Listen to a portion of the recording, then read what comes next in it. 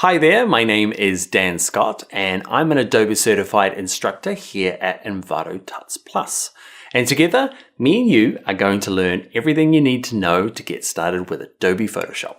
Now this course is for absolute beginners. There is no need to have any previous Photoshop knowledge or any photography or design knowledge for that matter. Okay, we're going to start right at the beginning and work our way through step by step. Now, we're not going to go through every single tool and every one of its features. What we're going to do is we're going to work through real-world practical examples in Photoshop. Then we'll learn the tools and features necessary to make it a really amazing image. We'll start by getting the most out of our photographs, correcting the light and the color, also how to change the colors completely in Photoshop. We'll spend some time with text, showing you how to distort it along with all of its effects. I'll share some amazing cropping and resizing tricks, as well as exciting ways to transform and distort images so we can fake mockups like this. I'll show you all my special retouching tricks, cleaning up small imperfections, as well as removing larger parts from images. Before the end of this course, you'll be able to make simple masks like this, but you'll also have the skills for super tricky masks like this out of focus here.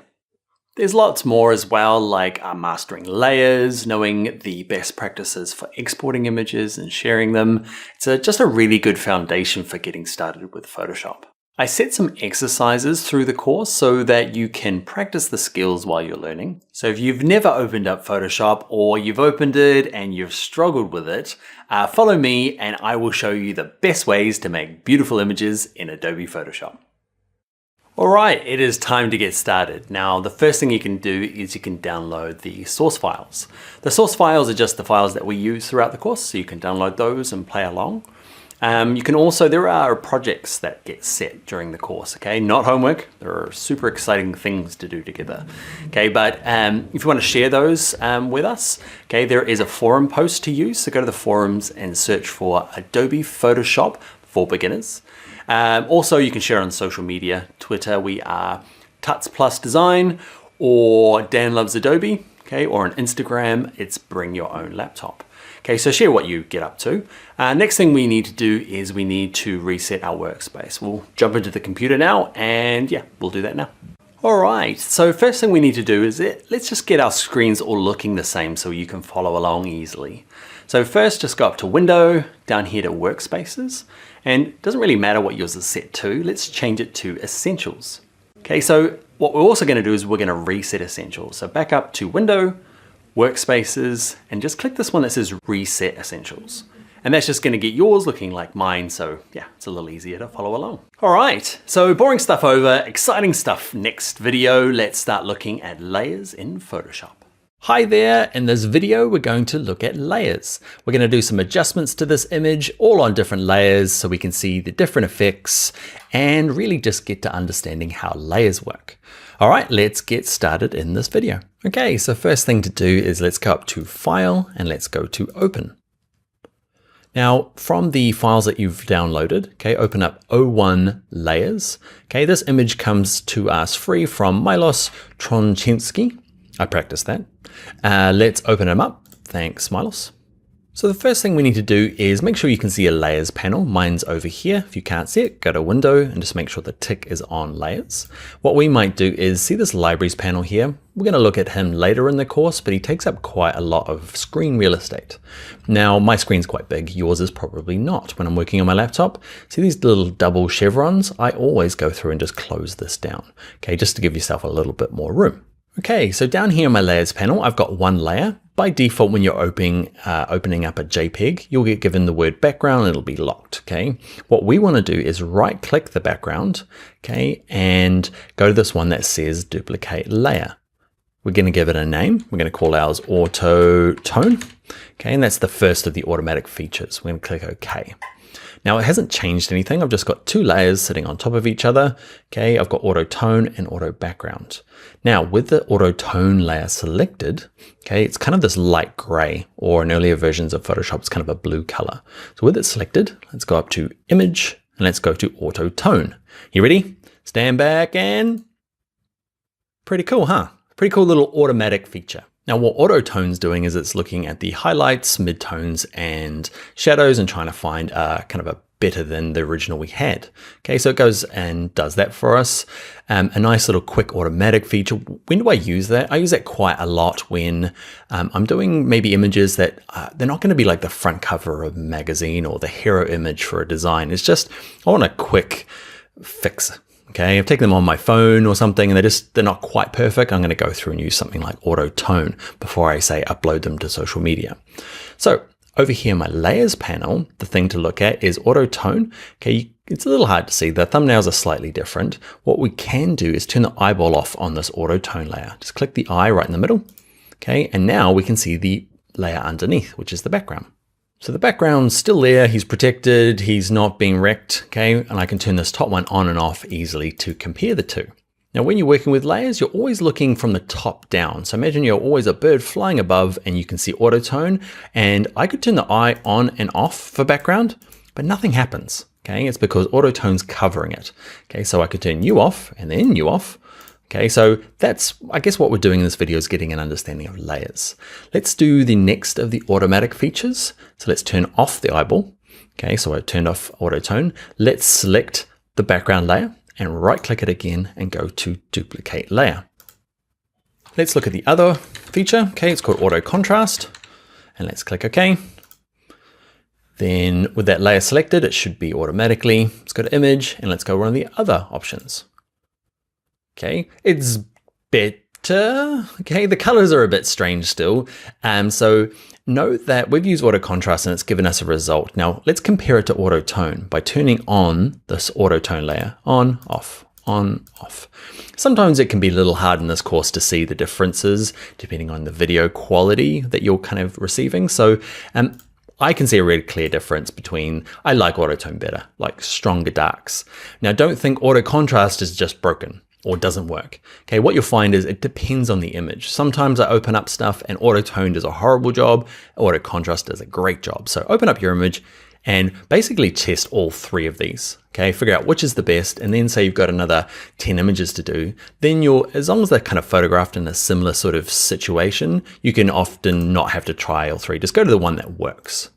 So we've got Autotone, which is nice, my favorite, auto contrast and background. So let's turn the two eyes off on this top one. Let's look at the last of those automatic features. Right click background. Let's go to duplicate layer, call it Autotone. Nope, we're using auto color, and let's click OK. Let's go up to image and let's just set this one. Pretty good. Okay, it's pretty close to Autotone. Now, if I turn them all on, what I want to do is, I know auto contrast is not that great. So I'm gonna turn it off. And what happens is, if I have this off, remember you're the bird flying on top. If I wanna compare Autotone with color, okay, I can turn Autotone at the top. And as long as auto contrast is off, if I turn this eyeball off, you'd imagine you're seeing auto color. Turn it back on. You can kind of see I'm toggling between these two here, okay, to see the difference. You have to experiment a little bit and play around, okay? If it makes it a little easier, sometimes like this guy here, you can just select on him and click on the trash can, okay, if he's wrong, okay, keeps the layers a little bit tidier. You can also drag them. Let's say that we want auto contrast on the bottom. So we want it underneath auto color, not underneath background. Okay, he's at the back. So click, hold, and drag auto contrast, and you'll see that, can you see this little blue line appears? Okay, that little blue line, it's a little hard to see, that's where he's gonna go. Okay, I would like you to play around. I'm gonna set you a little task. I would like you to have I want them alpha numeric order. So my ABCs. Auto colors at the top, then auto contrast, and then auto tone at the bottom. Okay, just to practice dragging them. That's all I want you to do really. And you'll notice that the difference between say auto color and auto contrast on the video, it might be so minutely different, just a slight color change. And then it's up to personal preference. Do you like auto color better or auto tone better? And now you could go through, open up a bunch of images and just run that one automatic feature. All right, so that's our basic introduction to layers, and we looked at some of the cool little automatic features in Photoshop. Now we're gonna use layers all throughout this course, so if you're finding like, man, heck, that was confusing with layers, don't worry, we're gonna kind of work through them every video looking at layers and you'll get a bit more comfortable with them. One of the things we'll have to do before we go though is save this document. Now we opened it up. Remember, it was a JPEG when we opened it. Now if I go to File, Save, okay, it's going to say you can't be a JPEG. Why is that? JPEG can't have more than one layer. JPEG just have the background layer and that's it. If you had not created these other layers, it would have just saved over the top of the original. Okay, but Photoshop says, hey, you can't be a JPEG, so you're going to have to be this Photoshop file. It's a PSD, there he is there. Okay, and I'm happy for you to save it straight back into the source files using the same name. The only thing different will be the PSD. Don't change any of the settings, okay, and just click Save. This little Photoshop format options opens up every single time. Don't worry about this, okay? It just means that Photoshop's asking, if I save this as a PSD, do you want me to save it as a maximum compatibility version? And all that means is that it's more likely to open in really old versions of Photoshop. Okay, so I always leave this on. It makes the file size slightly bigger, but just leave it on and click on Don't Show Again because it's not something that needs to pop up every time. I'm going to leave mine on because I'm an instructor and I need to explain this thing. It's a pain, but hey ho, let's leave it on there. Let's click OK. Cool. So let's finish this off by going to File and Close. And before you go, let's practice that. So let's go to File and go to Open. And I want you to, on your own, open up the O2 layers, the Tavern Dodson. Thank you very much for the image. Let's click Open. And I'd like to set you a task. I want you to go through, duplicate the background layer. You'll end up with 4 layers in total. Okay, and I want you to practice with these 3 different automatic features. Then I want you to reorder them to the one at the top that you feel is the best. Remember, it's not always 100% perfect. Okay, it's a bit of personal judgment, but drag the one that you think is the best to the top of the layers group, okay, and stack them up. Just a bit of practice. All right, I'll see you in the next video where we are going to look at a little bit more of Photoshop kind of foundations, where we show you how to work with multiple images, kind of copy and paste from one to the other and how that works. All right, I will see you in the next video. Hello friends, in this video we're going to look at kind of basic navigation of Photoshop. Okay, we learned a little bit in the last videos with layers, but now we're going to start moving things around and resizing them. Okay, so we're going to combine 1, 2, 3 images and put them all together on this one in these nice little cubes. Okay, so a few little shortcuts, promise not too many, but just the things that get used quite a lot. It's best to use the teeny tiny shortcuts. I promise not to overwhelm you much. All right, let's get started now. All right, so to learn our kind of workflow features, we need to open up all of those images that we want to combine. So we're going to go to File and we're going to go to Open. And we're going to be using these from Jessica Nolden. Okay, thank you very much, Jessica. And it's the O3. Okay, there's an A, B, C, and D. Now you can click one and just click Open and open them all individually if you find that more useful. A little trick though is select the first one, hold Shift, click the last one, okay, and they should all be selected, and click Open. Now, what's happening is you can see along the top here, I've got these tabs. So all the images are open in tabs. If for some reason yours doesn't, okay, that's the default. But if it doesn't, go to Window, Arrange, and just click Consolidate on all tabs. Now there's probably about 3 or 4 ways of combining images. Now I'm just going to show you the one that's the most bulletproof and reasonably easy. So we want to, this first image here, this is where we want to get those little squares. So this first one here, the way to kind of drag it to this tab here is literally kind of dragging it. So we're going to grab the Move tool, which is the first one in our little toolbar here. And you click and hold with your left mouse arrow, okay, click and hold the center of this image and drag it to this other tab. It's a bit weird. Okay, so click, hold, drag. The mouse is down the whole time, and I just hover above this tab and Photoshop automatically switches to this one. I've still got the mouse down the whole time, and then I move my mouse key down here and let go. Okay, so the big thing for that, it does feel a bit weird. Okay, I'm going to drag it into place. Now, you have the mouse down the whole time. Okay, if that went horribly wrong or didn't work at all, okay, I'm going to go to Edit and I'm going to go to Step Backwards. That just kind of undoes. I'm going to keep going step backwards until it's gone. Okay, and I'm going to practice again with you guys. So back to this tab, Move tool, click, hold, drag in the center. I'm just holding down my mouse key, holding it down, holding it down, holding it down. Okay, you do get used to it after a while. It's a strange one. Okay, so what we'll do is we'll do the same for this O3C. Okay, so click, hold, drag the center of it, and then move it in here. Okay, I'm going to try and line them up nicely. Okay, you'll notice that Photoshop's pretty clever and tries to kind of automatically align things. Okay, if yours doesn't align, go to View and come down and just make sure Show and the Smart Guides is on. It's probably on by default, but I'm just in case it's not. Okay, so View, Show, Smart Guides. Great, so that works for all images, and it's going to be quite protective when we look at things later on called layer masks and adjustment layers. That dragging option is the best way to do it, in my opinion.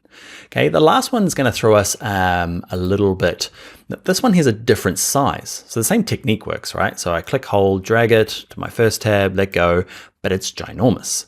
Okay, so this is going to happen to you, where sometimes the images can be really, really big, like it can go 2 kilometers that way, okay? So you need to kind of get them down to a proportionate size.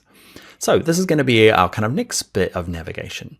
Now, we're going to be learning zooming in and out first. Okay, so for this to work, I need to zoom out a little bit. So there is a magnifying glass over here, okay, which you can click once to zoom in, and over here you can click it to minus, and now this thing, when you click once, will zoom out. So you just toggle between these two here. Now, you can definitely do it that way, but what you'll find is that it's such a common thing you do in Photoshop. Everybody learns the shortcut quite early. Now, if you hold down the Command key on a Mac, or the Control key on a PC, and just tap the plus button on your keyboard. Okay, just up on the top of your keyboard there. Plus to zoom in, minus to zoom out. Okay, we're not going to go through too many shortcuts here, but there's just a couple that you really need to know early on. What I'd like you to do is zoom out to kind of this level, doesn't really matter, just so you can see the edges, because what we'd like to do is shrink this guy down. Okay, so I've got that layer selected. I'm going to go to Image, nope, I'm going to go to Edit, I'm going to go to Transform, and we're going to use Scale.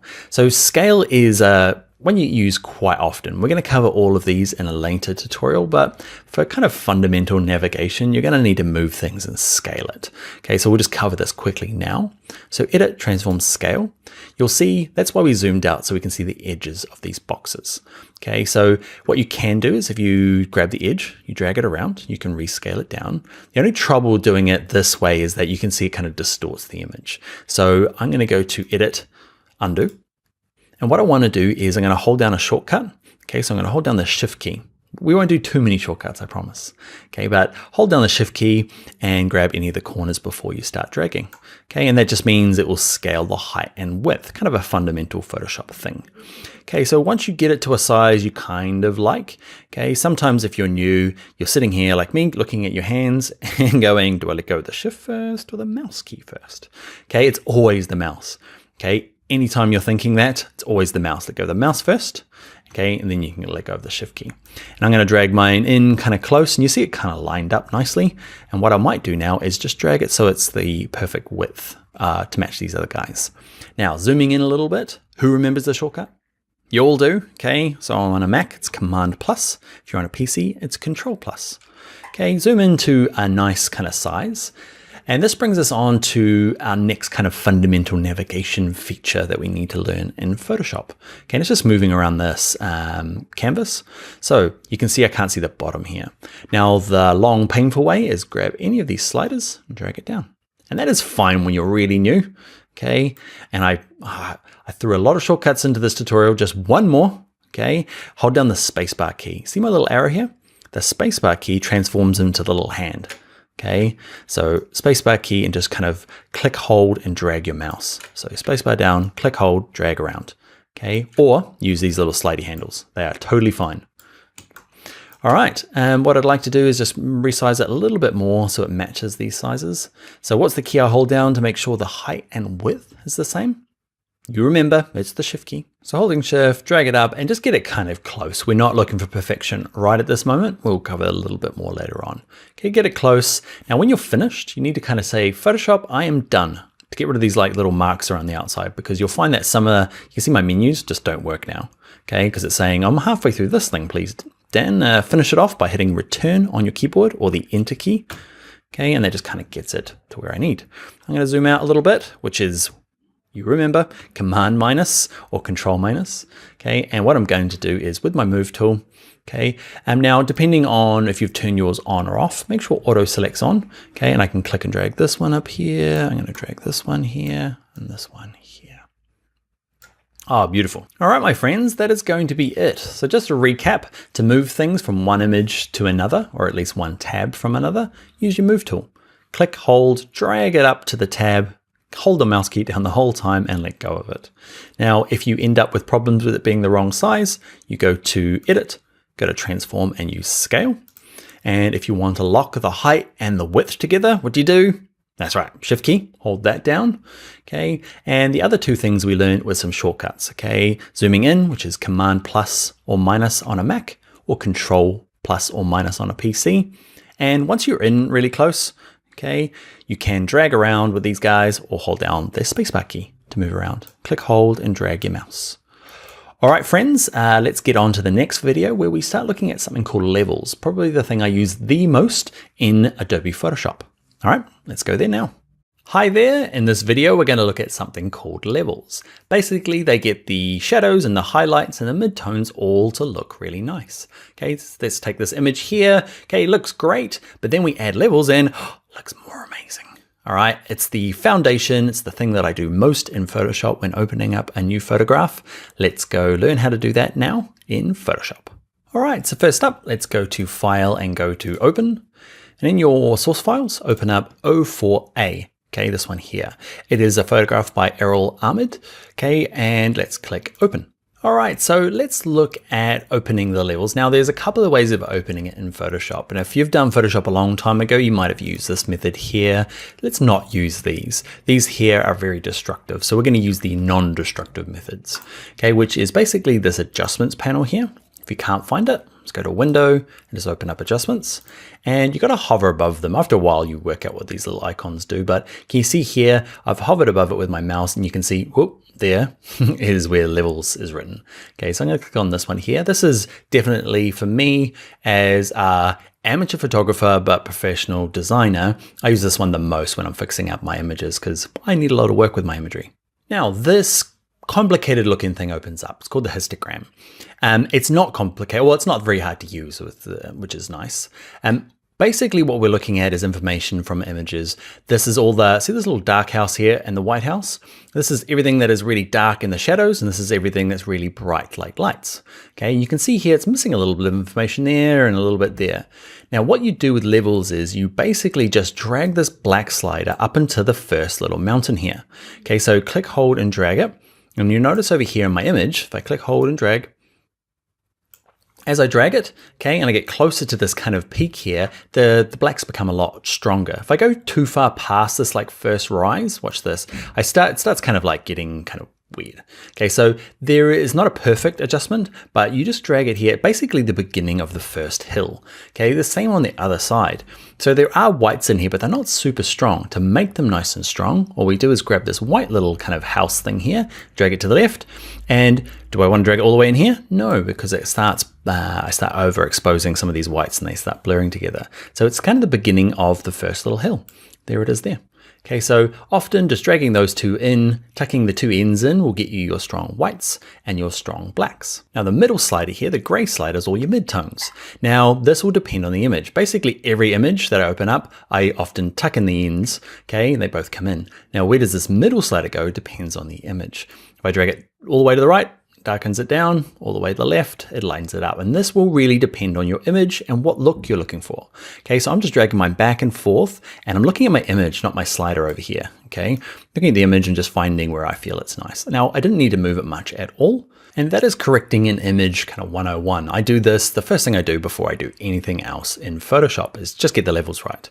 Now to check whether you've made this thing better or worse than when you opened it, you can see here, this is called an adjustment layer. So these are the levels. You can see it's appeared in my layers panel. The cool thing about that is that I can turn it on and off. Okay, like we did earlier on when we did our automatic features, you can turn this on and off. Okay, so turn the layer off, I can see the background underneath, and that's what it started like. And it looks fine when we open it. It's not until we do the levels that you're like, okay, man, there was a bit more in that image I could have got.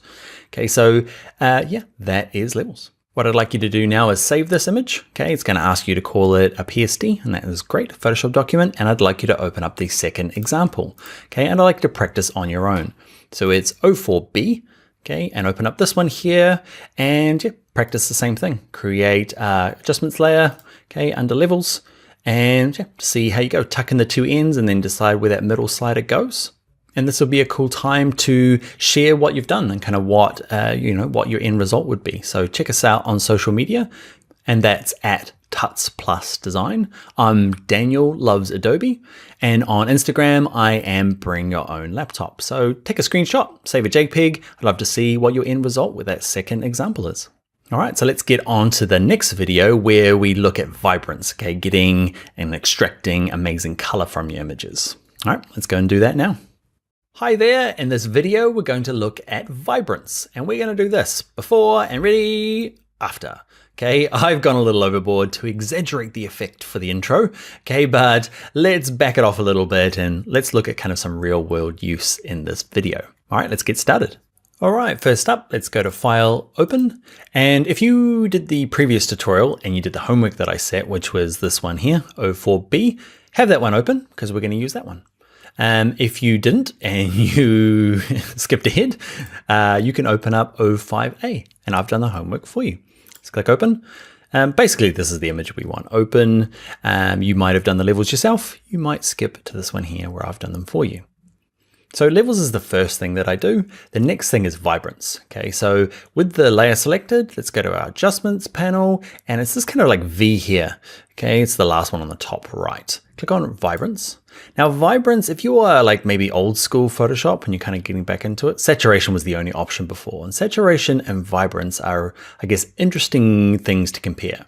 So vibrance is the best one to use in my opinion. Okay, watch this. If I crank the vibrance up, things just get more amazing. Okay, or the big difference is that you can see some of these images or some of these colors here at the front here, especially these pinks and these yellows, they're actually quite strong already. What vibrance does is when it lifts them up, it starts lifting up other colors, supporting colors in the background, whilst leaving these. They go up a little bit, but not as much as some of these background colors. So let's look at this green here. Okay, if I lower that back down to about 0, it's kind of washed out. And instead of increasing them all equally, it leaves some of these more saturated ones or alone. Okay, and brings up some of the other ones to meet it. The difference between that and say saturation, watch this, if I crank up saturation, to get this kind of green to come out, these guys end up going a little bit overboard. Okay, you might like that effect. Okay, there's no kind of like right or wrong. It's more, this was probably going to give you the more natural effect. So increasing the vibrance. How far do you go? You can max it out. Okay, that's totally fine. Often, depending on the quality of the initial photograph, it's only kind of slight adjustments just to kind of lift the colors. Plus 40 in this image works for me. Down the bottom here, remember the eyeball, on and off this vibrance layer just to see if I made this better or worse. You can see it's just lifting, say, these blues back here and these greens here just to make a more colorful image or more vibrant image. I might go up even a little higher. You can do both. Okay, bit of saturation and a bit of vibrance. Not normally what I do. Cool. So that is vibrance, and that's kind of like, I guess, lifting the colors, leaving some of the saturated ones alone. What I'd like you to do is save this document, close it. Okay, it'll save as a PSD, and I want you to open up the second version. Okay, this one here is Justina Poon. Okay, open up her image. Okay, and I'd like you to do the same thing. Go to adjustments panel, go to this little kind of V, and see this one here. I want to do it with you. Okay, I said it for homework, but I'm doing it with you.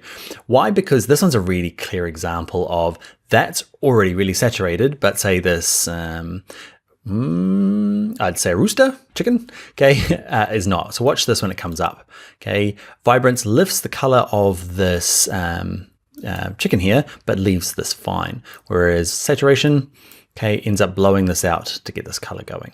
So have a practice with this, even though I just did it with you, and save it. I'd like to see your final result. Okay, so check us all out on social media. Twitter is Tuts Plus Design, and on Twitter I'm Dan Loves Adobe. Or if your favorite is Instagram, I am Bring Your Own Laptop. I'd love to see what you did. All right, let's get into the next video where we start looking at adjusting kind of specific hues. At the moment we just made everything a bit better. Okay, let's say we have a color shift and there's a little bit too much color. We can start doing some more selective adjustments. All right, I'll see you in the next video. Hi there, in this image we are going to look at hues, which is basically just colors in Photoshop, and we are going to look at doing kind of selective colors there where we leave the stalk alone but we can adjust colors. Okay, cool stuff like that, and also more kind of like practical stuff where say this image here, the colors are great but we just want to make them, lift them up a little bit. Can you see before? after, before, after. Okay, just to kind of like subtle adjustments, more of the day-to-day use of Photoshop's hue adjustments. All right, let's go and learn that now in Photoshop. All right, let's look at the first step. Let's go to File, let's go to Open, and in your source files, open up O6A, the first one. Okay, thank you TJ.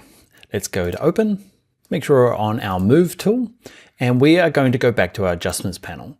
Okay, so we looked at levels earlier, and then we looked at vibrance. Now we're going to look at the kind of next step, and we're going to look at this one called Hue and Saturation. Click on him, he's the first of the second line. And to start off with, I want you to grab just this main hue slider here, grab the little diamond in the middle with the triangle, and drag all slowly to the left. Ooh. And then slowly to the right. Cool, huh? Okay, it's just a way of going through and deciding and changing the hue of an image, okay, completely. Now this works perfectly for this particular one because there's only one color in the image. Let's close this now and jump into an image that has multiple colors. I'm gonna have to use a couple little tricks to adjust that. So let's save and close this one and open up the next file. I'm not going to save mine just because. I've done that before. Let's go to File, Open, and let's open up O6B. Okay, and this one here by Felipe. If I pronounce people's names wrong, I'm sorry, I try. Let's look at with this layer selected, let's go to Adjustments, and let's open up Hue and Saturation. Now, if I grab this hue slider now and I want to change this to say pink, if I change it to pink, where's pink? Okay, you notice it's changing the stalk as well. So just by dragging the slider up the top by itself, it just changes everything. It's quite cool, kind of hip, acidy dream type. But let's say that I want to kind of isolate this particular color. Okay, so where's his master? Drop that down. And let's go down to reds. Okay, and now it's going to only adjust the red color. Cool, huh? Okay, so that's a way of, adjusting a specific color. You might have a product that you've got a photograph of or some clothing. And the cool thing about it is that it's quite a unique color within the image. If there's multiple things that are red in this image, this is not going to work. But we'll look at something called masking later on to fix that. But for the moment, okay, because we've only got one red thing, it's a nice, quick, easy way to adjust the hue. Now, not just adjusting the hue, we can go through and adjust the saturation of that color as well for that one particular color. Okay, the other thing is, let's say that you want to change the color of the stalk. Now, what happens, especially in kind of like landscape and kind of nature shots, is you're like, okay, I want to adjust that color, which is green, clearly, because it's the stalk of a rose. But if you look real closely, it's actually, if I zoom right in, it's actually a bunch of kind of ochres and yellows that make up that. Kind of my brain tells me that it is green because that's what green stalk should be. So if I go to say greens and say I want to adjust you, not a lot happens, you can see. Okay, it's because actually this guy is made up of mainly yellows. So that happens quite a bit. You're thinking maybe this thing's broken. It's not. It's just like the yellows are just not, the greens aren't very green. They're more of a yellow color. So now I've got yellows and adjusting them. You can see I can adjust it. And often what I'll end up doing is adjusting the greens to look more like the kind of green. You can see I've just dragged it a little bit to the right and it's kind of made it green. I'm going to drag up the saturation, okay, just as an exaggeration to show you that, it's actually the yellows. Now the lightness slider here, I never use. It does a pretty weird thing. It just kind of like covers we're looking at this down here, covers it all in white or removes it all black. Okay, so I never use that slider. If you want to play with the lights and darknesses, okay, go back to the levels like we did earlier in the tutorial. Remember that's under adjustments and here under levels. Okay, so you might not be doing this particular exercise very much where you kind of want to replace a color. Let's look at kind of more thing that I end up running into a lot more. So let's save and close this one. I'm not saving it. And let's go to File, Open. And in here, we're going to open John Mark Arnold, okay, his O6C. Let's open up that one. Okay, so this is kind of typically what I end up doing. I don't end up changing like the whole rose, like changing a completely different color. I don't get to do that very often. Most of my work is I got an image from a photographer, I'm using it for a project, and I just want to make the greens a little greener and the sky a little bluer. So to do that, it's the exact same technique as we did for the previous one, but we're going to be a little bit more subtle with it. So Adjustments panel, let's go to Hue and Saturation. And what I want to do is adjust this grass here. Now, like in the last one, grass in this case is actually more yellow than it is green. If I grab the greens and try to adjust the colors, nothing much is changing. So if I go to yellows though and adjust them, Okay, you can see there's a lot more yellows going on in that grass. And what I want to do is, instead of making them purple, which you could do, okay, I'm just going to make them a bit more green. Okay, so I'm dragging a little bit to the right. Now, on, off, you can see, yeah, a bit more green. And what I also might do is grab the saturation, just drag it up a tiny bit. Now, it's those kind of like tiny adjustments. These are the hard ones because you're like, it's like, sometimes you're like, you want to just make it scream like you've fixed it in Photoshop, but often it's just more kind of like subtle changes than it is, you know, that's the kind of, I guess, the nice adjustments are just tiny little corrections. Same with the sky. The sky is actually made up of a mixture of blues and cyans often. So you have to kind of pick the blues, check that they're in there by dragging the saturation up. You can see that they're definitely there. So what I want to do is probably just bump them up a little bit. Okay, on, off, just a little bit more maybe. And in here, you might go to the cyans and I crank up the saturation, definitely in there as well. So there's a mixture of both of those colors. And you can decide whether you want to kind of adjust them and make them maybe a little bit more blue or, yeah, there you go. Just a little bit of touch that way. And I'm going to crank up the saturation a little bit.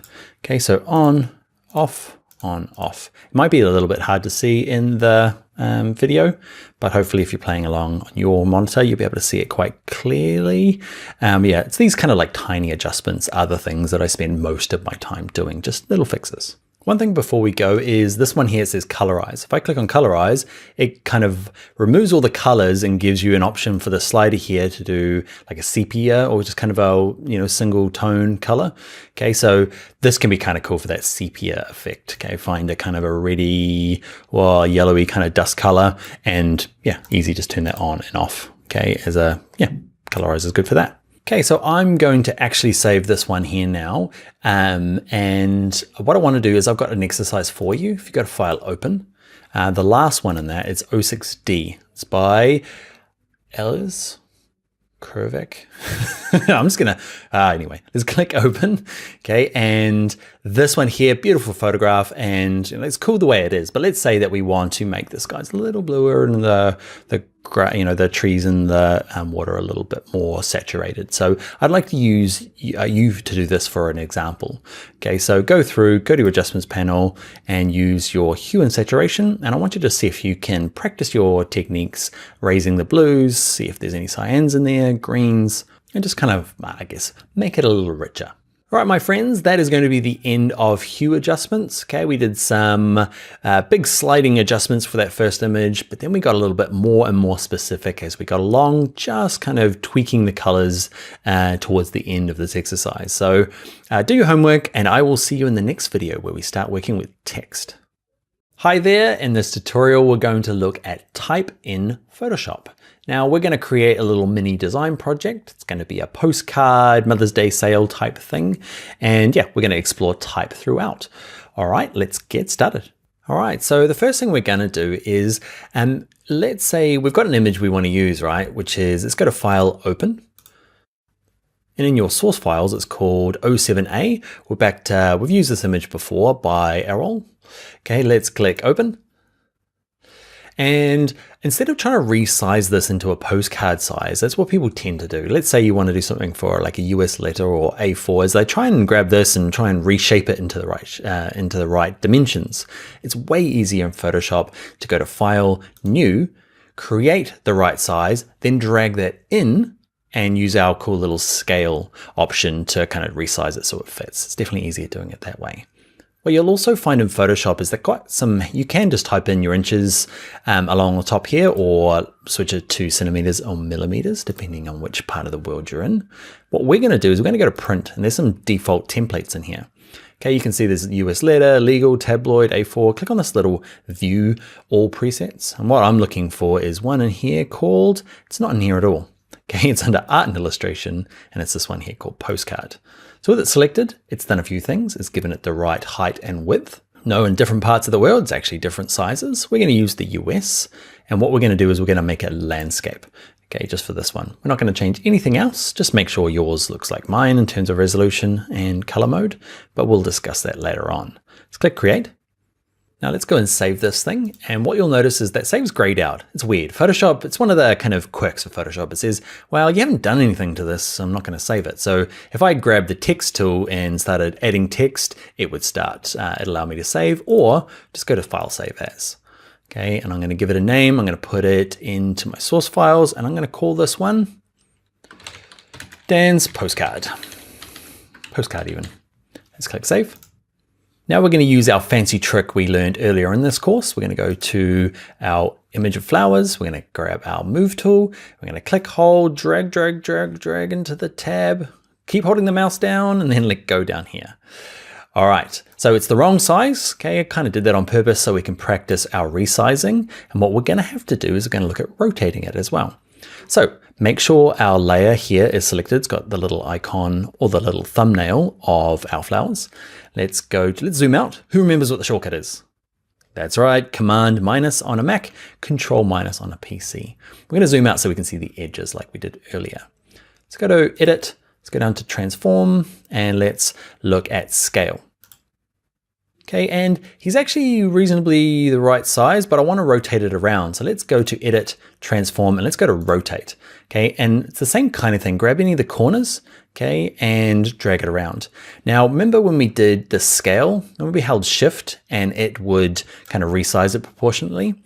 Holding Shift in this case, when we're using the Rotate tool, okay, it just kind of locks it into 45-degree angles.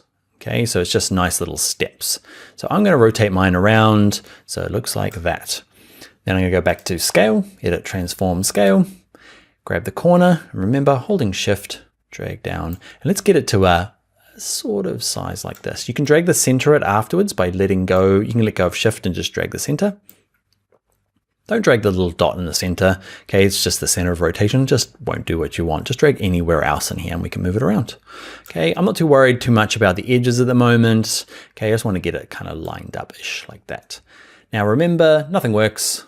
Why is it not working? We've got to press Enter on your keyboard or Return. Okay, just say, I'm done. That's what I wanted to do. All right, so let's now add some text. Okay, so down here is your text tool. Now, actually, let's zoom in a little bit. You remember the shortcut is Command plus on a Mac, Control plus on a PC. Grab the type tool. It says capital T here. Okay, and what you can do is, we're going to learn the kind of two ways of adding text. The first way is clicking once. Okay, and you can type in, and it just kind of goes forever. I'm just mashing away at the keyboard to give you an instance. Now, if your font is a whole lot bigger or a different color, it doesn't really matter. What you might do is select it all and change the font either over here. You can do it in both places, the top or over here on the right, down to something like 10 point for this example. So that's one way of adding type. When you're finished, okay, you can go back to the Move tool, and that kind of commits that change. And I want to show you the other way of adding type. That's good for headings. So, but if you've got some like say body copy that wants to go in, grab the type tool. And before you start typing, actually, no, that's fine. Okay, is just to click, hold, and drag out a box. Okay, whereas before we just clicked once and we started typing. This one we clicked, held the mouse down and dragged out a box. What this is cool for is I'm mashing away at the keyboard again, but you can see it kind of breaks onto different lines. Okay, it's a good way of putting in body copy. If yours is like mine, there's these massive big gaps in between the lines here. Okay, I'm going to select it all by using my type tool and just kind of like drag up across all of this. And then over here under line spacing, it is way too big. I'm going to set it back to auto. Cool. So let's look at styling some of this now. So those are the two ways of doing it. Clicking once, and the other one is clicking and dragging a box, depending on what you need. Remember to finish this, go back to the Move tool. Great. So what I'm going to do is I've got these two layers, crazy letters in them. So this first layer here, actually, it doesn't really matter what layer you're on. If you grab the type tool, click anywhere in this top part, I'm going to select all the text, hit delete, and I'm going to type in some proper text now. So yeah, we're going to cover a few more text features, but now it's a little bit, we're doing a little bit of design work. Okay, so Mother's Day sale. I'm going to select all the text.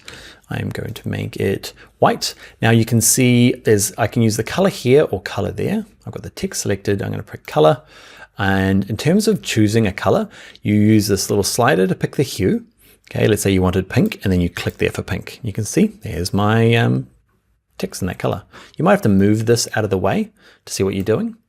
What I want is white. And to get white is to grab this little dot that you've put anywhere and just click, hold, and drag it, and drag it kind of like way into this corner. I drag it a little bit past. That means it gets all jammed up in the corner and it's perfectly white. Click OK. I'm using Garamond for my main one just because it's a font that you're likely to have as well. So in terms of font size, that works for me. What I might do is after day, put a return in. Okay, and if the spacing between the lines is not great, okay, we're going to have to adjust it. The other thing we might have to do is this text here is kind of overlapping the one at the back. So let's grab this layer, okay, which is the top one there. I'm going to grab my move tool, and I'm going to say, come down a little bit, buddy. Say way down here. Back to Mother's Day, and I'm going to drag you down a little bit. Awesome. Don't worry if you're finding it a little bit hard to read against the background with your font. We're going to add drop shadows in a future video to this particular text. Let's look at a couple of advanced features. Let's grab the type tool. Let's click once, okay, because I just want a text box that runs on forever. And I'm just going to put in, let's say, save the date. Save the date. Font's a little bit big, so I'm going to have to grab it all. Let's just make it a bit smaller. Okay, and weirdly, it's different all around the world, right? So I'm in Europe at the moment, and it's different from where I'm from in New Zealand. Okay, I think it's the second Sunday in May in New Zealand, but it's not the same in Ireland here, which can be tricky. Sorry, Mum. The reason I'm doing this is I want to select all the text. Okay, and I want to make it capitals. I want to change the font first. I'm going to pick probably one you don't have. You can pick any font you like. I like Museo at the moment. Okay, it's one you can download and buy from Typekit. We're not going to cover how to install fonts specifically just yet, but I'm going to pick, yeah, I like that one. Okay, so pick any font, and let's say I want to make it all capitals.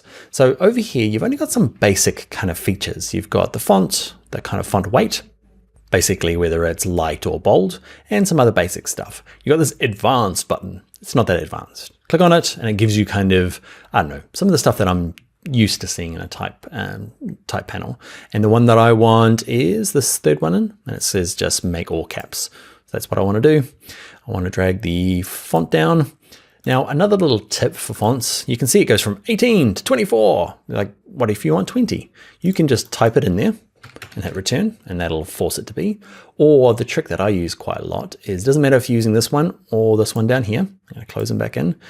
See this little icon here? If you click and hold and drag on that icon, so I'm just clicking, holding and dragging left and right. If you've got a really slow computer, it doesn't work that flash, but I'm dragging mine. I find that's just a little easier to work out what font I want. Great, I've got mine down to 12 point. Okay, my move tool, and I click it, drag it there. Grab my Mother's Day layer and drag you about there. And this last layer down here, okay, this crazy layer, I'm going to move him to about there. Now, I don't have specific text to go in here, so I'm going to show you a little trick before we leave. We're going to grab the type tool, I'm going to click in here, I'm going to select all this text, we're going to hit delete. Okay, and what we're going to do is put in something called placeholder text, or lorem ipsum. And it's just a really common way of putting in placeholder text. I know that, let's say that I'm the designer in this job, but not the copywriter, and it's coming from the client, and I know it's not coming today. So I just want to put some text in. So cursor flashing, go up to type, and come down to paste lorem ipsum. Now, it's just Latin words. They're just mixed up, so they don't make any sense. And it allows you to design without there being that kind of distraction of fake words in there. What I'm going to do is just delete. It puts in lots. Okay, so I'm deleting lots of mine, just so I've got a little bit of lorem ipsum in there. I'm going to put in a couple of returns. I'm going to put in www.florist, my florist. This is totally made up brand. Okay, myflorist.com. That's probably a website, not mine. So I'm going to select all the text, and now you might want to skip ahead because I'm just styling now, picking white. Okay, what font am I going to use? I'm going to use that Museo again. I like that one. Museo. I like Museo rounded. It's really cool. Back to my move tool. And that's going to be it for this particular course. The big thing to know is that you click once, you get a type box that goes on forever. If you click and drag, you get a box that has an outside or a kind of a break at the end. The other good tip is to select on the layer, and you might need to go into advanced. Now, I don't think advanced is super nerdy stuff. It's just, actually there's some good usable stuff in there. And you also know if you toggle this or keep clicking it, it switches between your advanced character and advanced paragraph. So if you're looking for indents and other stuff, yeah, just keep clicking on this, mash away until you find the one you need. All right, my friends, let's finish this one and get into the next video where we look at doing type on a path. Hi there, in this video we are going to do things like this where we get the, say, photographer's name to flow along the edge of the leaf here, okay, along a path. And down the bottom here we're going to make this particularly ugly badge where we get the text to flow along a circle, and then we're going to make some bulgy text in the middle, okay, all learning cool skills using text in Photoshop. All right, so to get started, let's open the file to get started with. Let's go to File, Open. And in your source files, okay, you can open up 08 warped text. Now, if you are following along this tutorial series in order, okay, you can just use the file that you created in the last video rather than opening up this one. Okay, but if not, open up this file. And what I'm going to have to do, what you might have noticed, is I picked some new fonts. I just couldn't handle Garamond anymore. So I picked some fonts. The trouble is you're not going to have these fonts. So what I'm going to have to do is I don't want there to be any kind of trouble when you're trying to open the document and it's saying you've got no fonts. So what I'm going to have to do is click the top one, hold shift, grab the last one, and dun, dun, dun, we're going to go to layer and we're going to do the merge layers. Now your file's going to open. It's not going to have any trouble, but the text is not editable. Sorry about that. Cool, so let's start with the kind of curve that goes around here that identifies the photographer. Okay, and we'll get, it's called type on a path. Okay, that's the kind of term for it. Now, what we need to do is create a path to follow. And we're going to do two versions. We'll do that plus the little badge down the bottom you saw. And we're going to start with, if you find the pen tool over here and hold it down, so click, hold down the pen tool. Okay, and these extra options pop out. We're going to use the freeform pen tool. If you're already master of the pen tool, use that one. Okay, the freeform pen tool is for people that don't even know what these are. Okay, it's a nice, quick, easy version. So let's grab freeform pen tool. There's kind of two things before we get started. Along the top here, you can pick shape or path. Let's be on path. Okay, and on the top here, there's a cog. Click on the little gear wheel thing and curve fit. Bump it up a little bit, okay? It goes, I think maximum is 10, but go up to 5. All it does is when you draw, it's gonna help you kind of like smooth out the line. So if you're drawing with a mouse and you're finding the line's not very nice, just go into the cog and adjust this curve fit. Cool. So what I'm going to do is I want it to kind of curve around here. It's best to start where you want the text to start. If I start up here and start drawing down, but I want my text to come up this way, it can cause problems. So I'm going to undo, edit, step backwards. So I'm going to start down here and I'm going to try and go up and over. It's a really hard movement to do. If you're finding it hard, I've practiced a couple of times off screen. Okay, so that was okay. And you'll notice that it's curved it out nicely. That's to do with the settings in the cog. So that's an okay start for me. Okay, if you get it wrong, edit, step backwards, give it another go. Once you've got your path though, the interesting things about paths is you don't see them as, they're one of the few things that don't appear in the layers panel. They end up in this path panel. Don't go in there, it's messy and scary, but for this technique, we're going to stay out here in the layers. So all we need to do now to get the text to follow along is grab the type tool, and there's no extra settings. You just got to watch this icon change. You can see by default, it's this kind of like, I don't even know how to describe that that thing there, but you can see it in front of you, right? And when it changes, look, ooh, see the little line going through it? Bad, good, bad, good. That's the icon you're looking for. And wherever you start clicking is where the text is going to start. So I'm going to start somewhere down here. It doesn't have to be perfect. You'll notice my cursor is flashing. Now, if the last thing you did in Photoshop was a really big font, okay, it was up to like 200, it's going to be this giant flashing cursor. So before you start typing, just pick out an appropriate size. I'm going to go real small on mine. It's going to be about 6 point. Pick any font you like. I'm using Museo Sans rounded, okay, but you can use anything you like. And we're going to type in the artist name.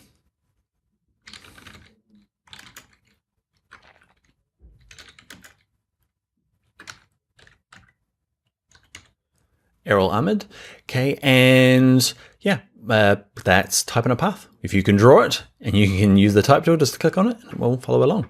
There's a couple of things you probably want to do is you can select all the text like normal and make some adjustments, okay, font and size and color. Mine's white. And the other thing you might want to do is this starting position for it. So I'm going to zoom in. Remember, Command plus on a Mac, Control plus on a PC. Okay, and I'm going to use my little sliders here.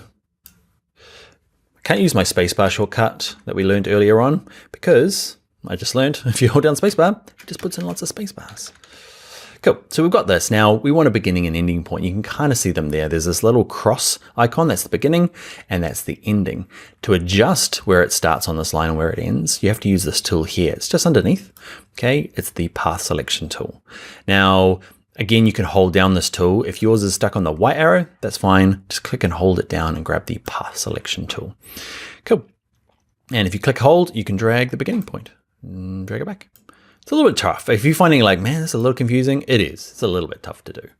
And the ending point, I don't really change that. I want it to be as long, but you can see if it's too small, it doesn't have enough room to fit that word and just kind of drops them off. So if you are finding everything's disappearing, you might have to find that little circle, okay, and drag it out to the end of the line. Another thing you can do is click, hold, and drag anywhere in the middle of the line. You can see that little icon. It's all about icons here. See the little arrow there? If you click, hold, and drag it, okay, you can drag it and flip it underneath. And it's kind of flipped underneath. I'm going to go edit, undo. It's not what I want. Step backwards. Okay. I'm going to, though, get mine to kind of move to about there. And the other thing is, do you want to edit the path? Okay, now I can kind of grab any of these points and just kind of drag them along. Sometimes though, if you're not used to using vector paths, it's easier just to go to things like edit, transform path, and go to rotate. And to say you just need to kind of like adjust it a little bit. Hit return, okay, and you can kind of just make some adjustments. Don't just click anywhere on the line, step backwards. Now, if you want to physically move this now, okay, go back to your move tool. Okay, that's probably the easiest to do. What I might do, it's quite bright. I'm going to lower the opacity, not lower the opacity, I'm going to change the color. So I'm clicking on the color of my type, okay, and I'm just going to lower it down to something just a little bit more off-white. We're going to look at drop shadows a little bit. If you're like, man, I wish I could add drop shadows. Why aren't we doing drop shadows? It's in a later tutorial. We'll do that real soon. Trying to segment everything out here. It's a little bit tough. All right, the next thing we'll do is we are going to create the badge, okay, that we saw at the beginning. So I'm going to use a little shortcut to zoom right out completely. We can just hold Command minus and that works. But if you hold Command on a Mac or Control on a PC and just hit the O, it's the one along the top, okay, above all the letters. So not O, Dan, 0, okay, next to 9. Click on that and it just kind of puts it in full screen. It's a handy little trick, little shortcut. All right, so to do the badge, it's quite similar. Instead of using the freeform pen tool to draw the shape, we're going to use the ellipse tool. So if you click and hold down, you probably got the rectangle tool selected by default. Click, hold the mouse down for a while, and then go to the ellipse tool. Okay, and the same thing with this. You can draw with a shape, okay, but it's better to draw with a path. Okay, and remember the path is this kind of like hidden invisible line that the text can follow. So ellipse, path. Now we're going to draw out a circle. I want mine in the bottom right here, okay, somewhere in here. Now if I draw out a circle, okay, I can draw any sort of ellipse that I want. If I want it to be a perfect circle though, the height and width, who can guess what we need to hold down on our keyboard?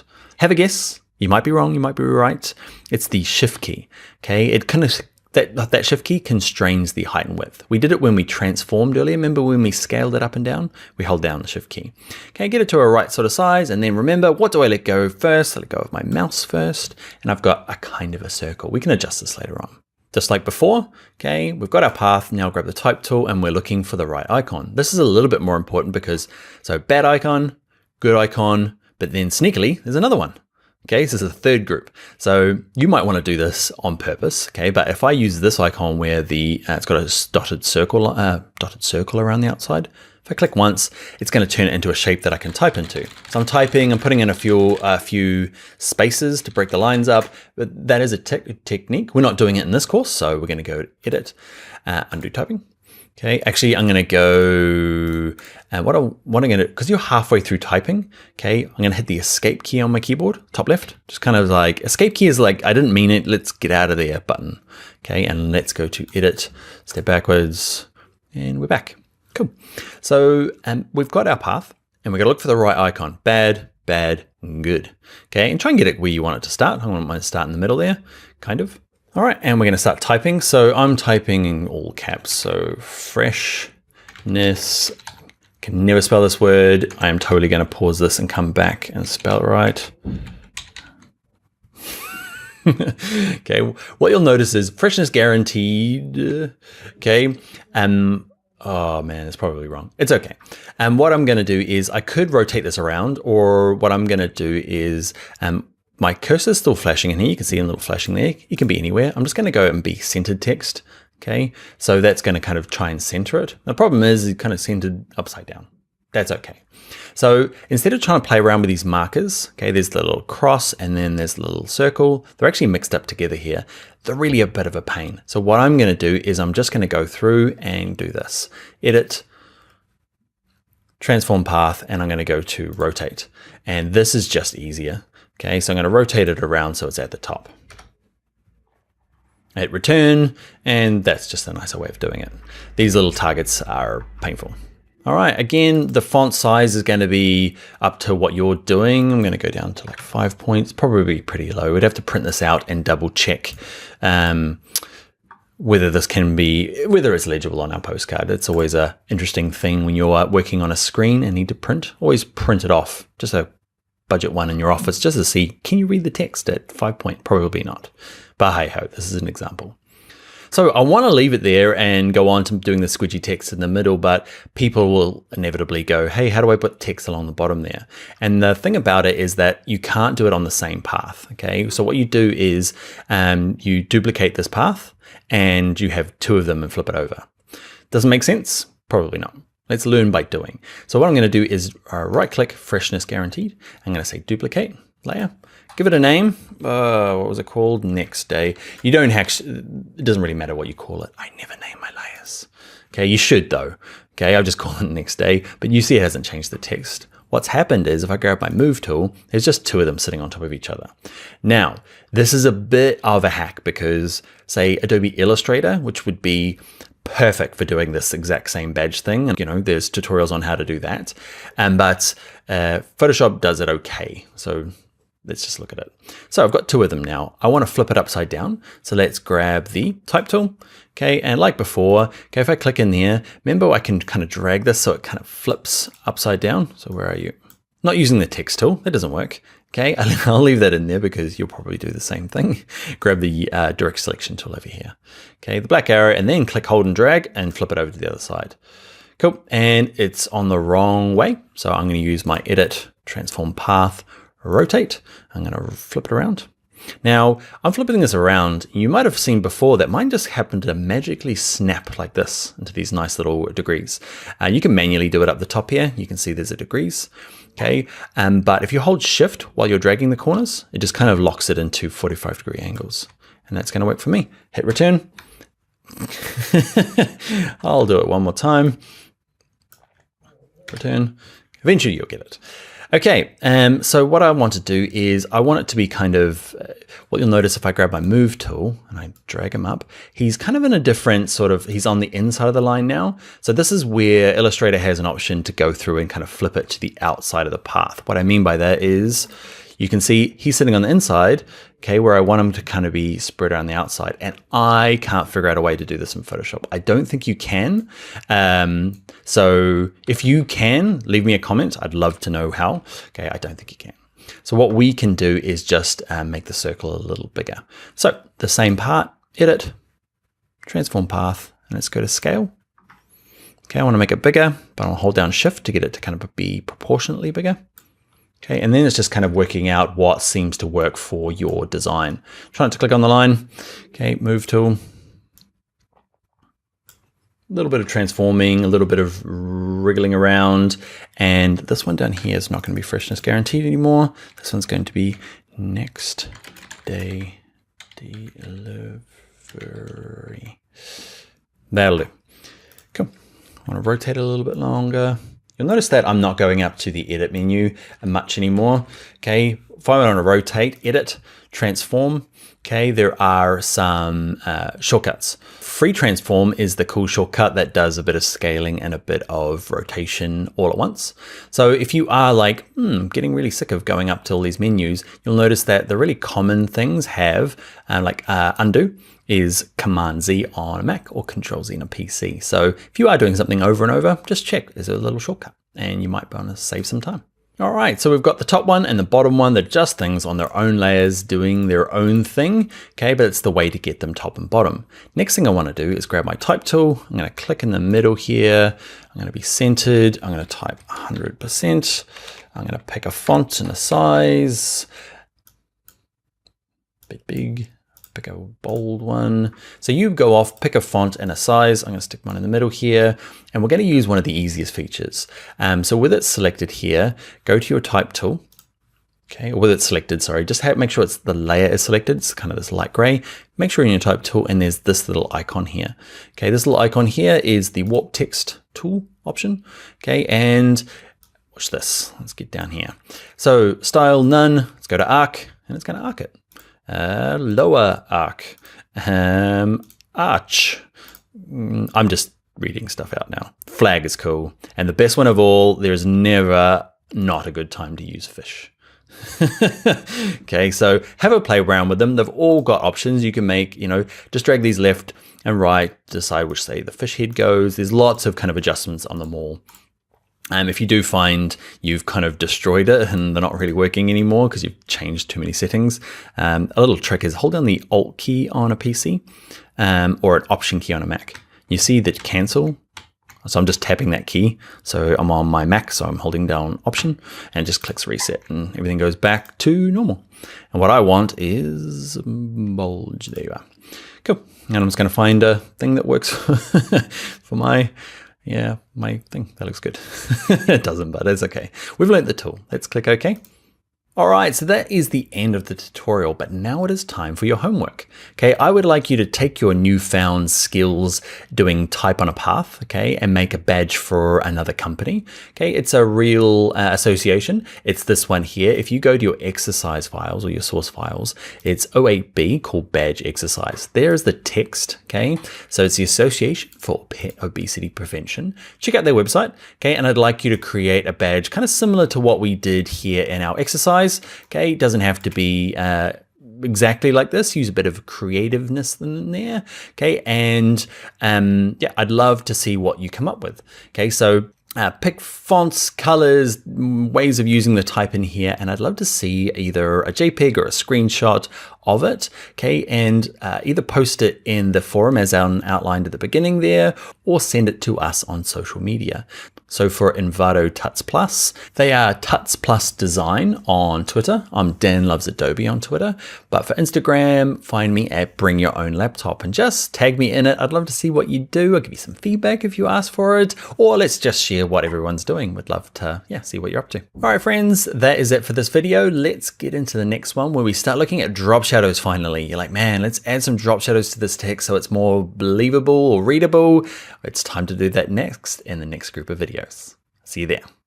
All right, in this video, we're going to take the design we've been working on where the text is a little hard to read, and we're going to add, ready, drop shadows. And we're going to look at bevel and emboss, and get ready for it.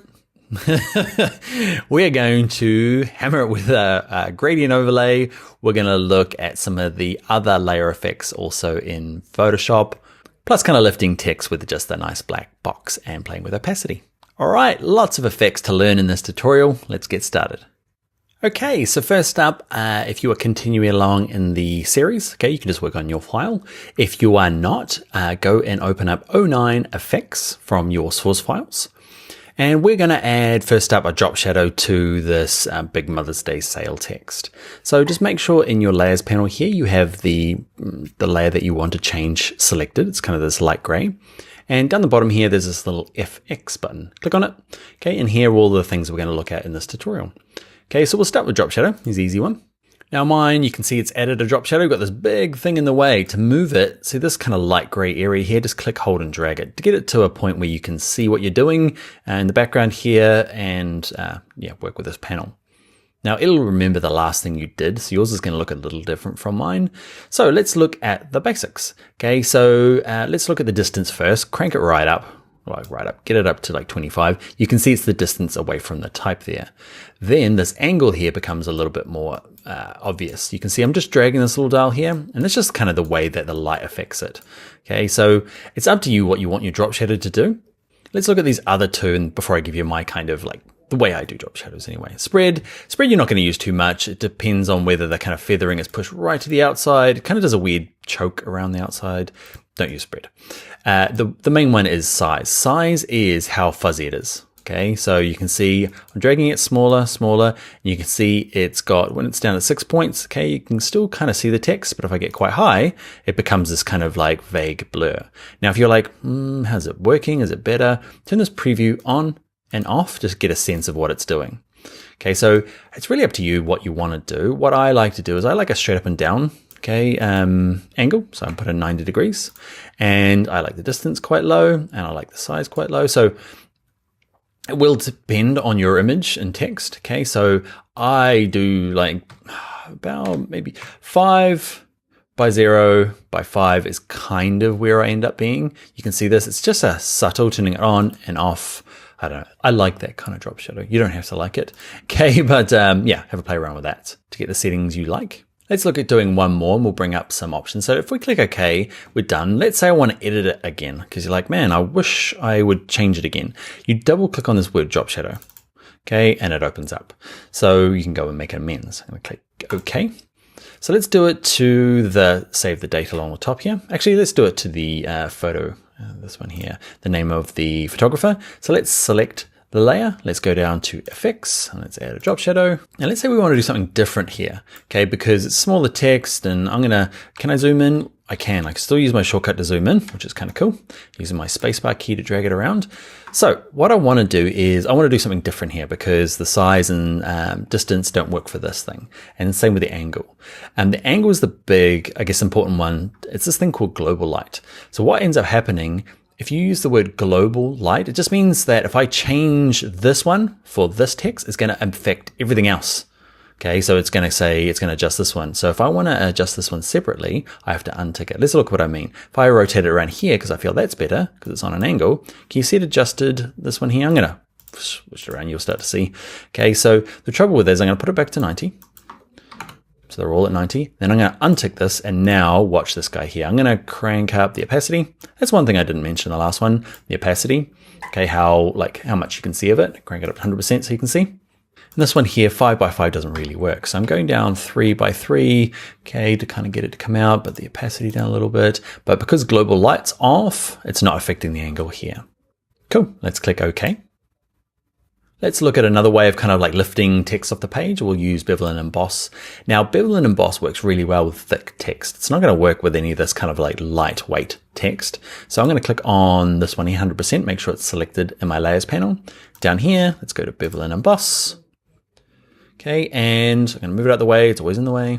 Okay, there we go. There, that'll work. Cool. So these are the defaults. Okay, and it's a bit of experimenting here. And you can kind of look at this as a kind of a really clear indication of what's happening, and down here how it's affecting the type. First of all, the style. Emboss tends to look, Emboss does both the outside of the text and the inner part. Okay, Pillow Emboss kind of looks like it's sitting in something. Outer Bevel, just the outside, so it's kind of lifting off the background. There's different techniques for kind of deciding, it's a personal choice here. Okay, I don't like bevels much at all, but people do, so we'll show them. Okay, so what am I going to use? I'm going to use Inner Bevel. And let's have a quick little look. Smooth, chisel hard. Just look at the edge here. It gets a little bit more, you can see there. Oh, I kind of like it. Kind of do. Almost there. Depth is how, basically it's how much the shadows you get. Okay, how extreme it looks. I feel like it should be bank letters on the front of a bank or a lawyer's building. It needs this kind of like chiseled. You need to use Trajan, the font, and you need to use chisel hard bevel. Again, size and soften, they're going to kind of make sense as you experiment with them. You can kind of see it says here how much, depends on how thick your type is. If it's really thin, you're not going to see anything. In this case, you can't see much of a change either because the font's quite small. Okay. So here goes kind of a flat spot on the top, which I don't like. Okay, soften. I'm not sure why you'd go chisel hard and soften it. But anyway, there's more and more complexity you can get into here. at this Essentials course, we're not going to go into like the super hardcore stuff. Just play around with it, experiment with it, until you get it how you like. When you finish, click OK. One of the things I want to show you, and one of the other, we're going to combine two things we're learning. One is one of the other effects. So I want two effects applied to this thing. I want to change the color of it as well. So the effect is called color overlay, but how do you add more than one? Okay, you can do it by double clicking where it says Bevel and Emboss to open it back up again. And you can see on the top here are all the other options I had down the bottom in this effects panel. Okay, so Bevel and Emboss, we're going to look at color overlay. And watch this, if I turn the tick on, it's working. It's kind of made it a different color. But there's a bit of a gotcha. What ends up happening is I've turned the tick on and off, but you can see over here it still shows Bevel and Emboss. Look, because I can turn lots of these on. Okay, I need to actually click on the word color overlay to bring up the options for it. So you might be ticking this on and then thinking you're at there. Okay, or at least say, let's do it again, tick that on and thinking you're there making adjustments, but nothing's changing. Okay, it's because you need to actually click on it. So I'm going to turn all of these off except for color overlay. Color overlay, I'm going to click on it and click on this little square here. Yours is probably set to red by default. It remembers the last thing you did. Like when we're picking font colors, you can just drag this hue slider to get it to somewhere you want. Okay, and pick a color. Doesn't have to be that bad. Come on, Dan. I'm not sure what color I'm going for, but you get the idea, right? So drag the hue slider up. Now click in here for the circle you want, and then just keep an eye out here how it affects my chisel. All right, if you're looking for branded colors, you might type in the RGB colors here or the CMYK colors if you have it, or maybe the hexadecimal numbers to be really precise. Let's click OK. So we've got two things applying now. Let's click OK. So those are a couple of effects, and we've used those mainly to kind of make the text pop off the page. What I'm going to show you is a technique that I use. It's not an effect, but it does the same type of thing. It's just using a big old rectangle. So you saw it at the beginning, okay, in the intro. So if you grab the rectangle tool, the only trouble with what we've got here is last time we were using it, remember we were using the ellipse tool to do the badge, okay? And as soon as we went to the ellipse tool, we changed it from shape to path, which is going to cause problems now because we don't want a path, we want an actual big shape. Okay, so the path is just kind of like an invisible outline, whereas the shape's an actual thing on the page. So rectangle tool, shape, up at the top here, fill color, click on it, pick a color from the swatches. I'm just picking black. If you want to get a bit more detailed, you can click on this option, gets you back into our lovely color picker. Cancel. I'm just going to use black. And click off in the top here, and for the stroke, I'm going to have no stroke, which is this little red line here that says, I don't want any color, please. Click off. What am I going to do? I'm going to draw a rectangle that kind of starts off the page and kind of goes in here. Cool. I'm going to move it back to my move tool. I'm going to move it down a little bit. And the trouble is that it's on top of my text. Yours might be different depending on kind of what you last were doing. So like before, remember in our layers exercise, we're going to click, hold, and drag rectangle down, way down the bottom here. I'm just dragging it just in front of my flower. All right, and what I'm going to do is I'm going to grab the Lorem Ipsum text now, move tool, I'm going to try and drag it down. Now, what you might find is moving stuff is quite tough. Okay, and we're at a point now where, I don't know, like this might be an option for you. I prefer to have the move tool and have auto select off. Okay, auto select on just means whatever you click on, watch the layers panel over here. What do I click on the background? It jumps to it, jumps to that, which is kind of cool, right? I find, especially with really thin type like this, I just turn it off, okay, and I just make sure I'm very consistent over here, my layers panel. So that's what I'm going to do for the rest of the course. I'm going to say, be on this layer, move tool, and it doesn't really matter where you click now, it's going to move that particular layer. It's not going to automatically do it. Cool. So I'm going to do that. I'm going to grab my rectangle tool. I'm going to drag it across a little bit. Cool. And I want to lower the opacity quite a bit. So with the rectangle layer selected, let's lower the opacity of this. It just makes it a bit more see-through. Yep. So that's just another technique instead of using drop shadows. You see it quite a bit. But you might hate it. That's okay. You might love the chiseled bevel and emboss. That's okay too. All right, next thing we'll just look at one or two more. You can experiment with them all. We'll look at putting a stroke around the outside. Let's do it to the mother text. So Mother's Day sale. Okay, double click, because we're going to add two to it. Remember, drop shadow and double click. And we're going to add a stroke around the outside. Remember, turn the tick on, make sure you're actually there. It goes gray. Okay, and you'll see I've got a little stroke around the outside. Let's zoom in a little bit using my shortcut keys. There's kind of two things to work with. One is I'll change the color first of all. So color down here, pick a hue. I'm going to go to that kind of like orangey red thing I was doing before. And let's crank the size up. Okay. Size is too much at the moment. Okay. What we want to do is the position is inside, which is doing weird stuff to my type. You might like it. I'm going to go to the outside. So it's like a stroke around the outside of the type. Okay. And then you can do this kind of thing. Now we're doing it with type. It can be done with any sort of shape. Okay, that rectangle can have a stroke around the outside. An image that you've masked out can have a stroke around the outside. Yeah, it's up to you. All right, let's do one more before we go because it's kind of cool and kind of gets us into some slightly more, not advanced, but just growing our learning in Photoshop. So I'm going to zoom all the way out, Command 0 or Control 0. Actually, I might go one more. We're going to work on this layer here, layer 1. Let's be a bit more proper about it. Double click layer 1 and call it flowers. Return. You actually have to double click on the actual letters there to be able to type over the top. And we're going to do a gradient overlay. Why? Because it's super in fashion now. If you're watching this and it's like a 10-year-old course, it's not going to be super fashionable, but at the moment we love a bit of gradient overlays on images. So let's have a look. Okay, with the layer selected, it's great. Let's go to Effects. Let's go to Gradient Overlay. Okay, and depending on what you, if you're brand new to it, yours is going to look pretty close to mine. You might have adjusted yours in the past. So what we're going to do is we're going to do two things. We're going to pick a nice gradient, okay, and then we're going to go and look at how to blend it with the background. Now, deciding on nice colors for gradients, Envato's got, let's have a little look. I just Googled in the Envato elements, okay, and there's just lots of good ideas for gradients in here. Just type in gradients in the search and just have a look and find stuff. Like this particular gradient background pack has some really cool colors that you can, get ideas from. So once you've got an idea for a gradient, jump back into Photoshop. And you drop down this little gradient arrow here, this little chevron, click on that, and you've got some built-in ones. Oh my goodness, there are some bad ones. Okay, these have been in here forever. Yeah, they're bad. Anyway, let's click on just this kind of standard black to white one. It's a good, easy one to start with. Now click it back in. Now to adjust the actual color, click anywhere in this kind of color box here. And this big ugly thing opens up and we can go in and adjust the colors. Now you're just using these bottom little cubes here, like little houses. Don't use the top ones. So the bottom ones here, if you double click on it, you can use your hue slider to get the hue you want. Okay, and then pick a color. I'm gonna pick a color that I saw. It's kind of like an orangey peach color. I figured that out earlier on when I was playing around. Okay, click OK. So that's the beginning of it. Double click this last one and do the end.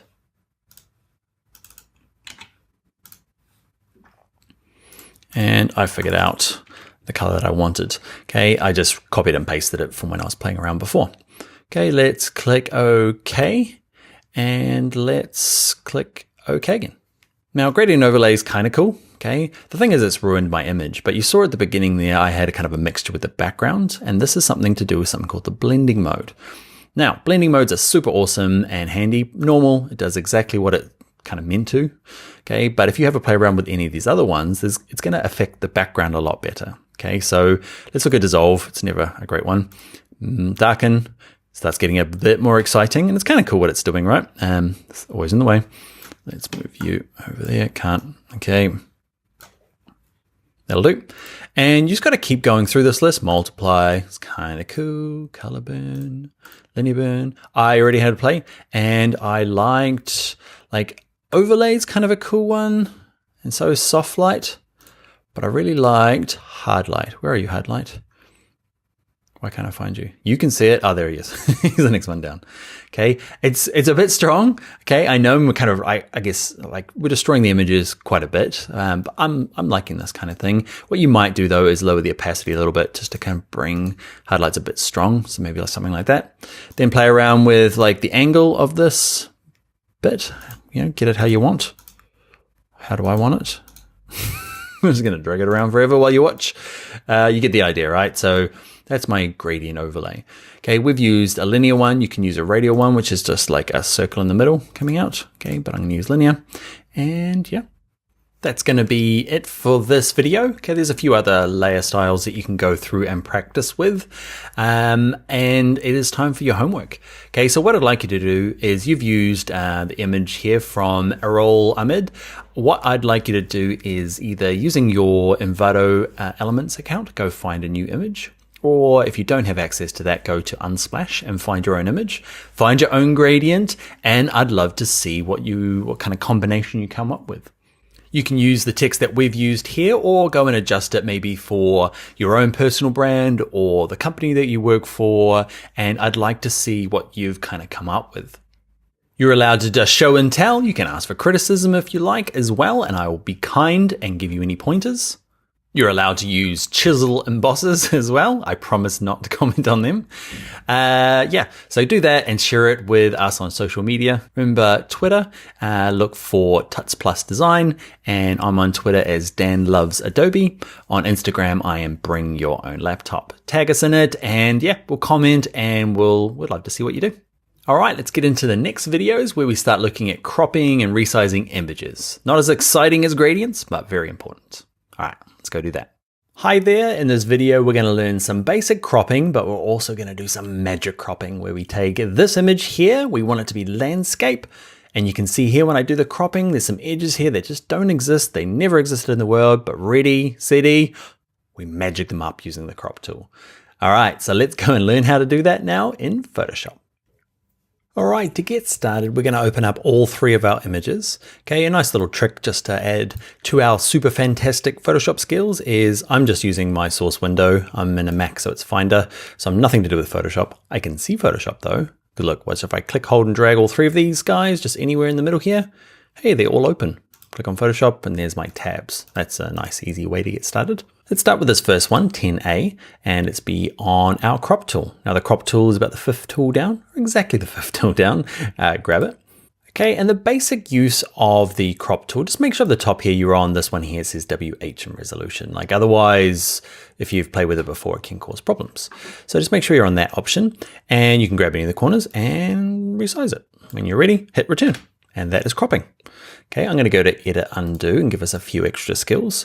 So back to the crop tool, you get these kind of dots on the outside. And watch this, if I hover here, I can resize it. But if I hover just outside, can you see it goes from this like little straight arrow to bendy arrow? And I can click, hold, and drag.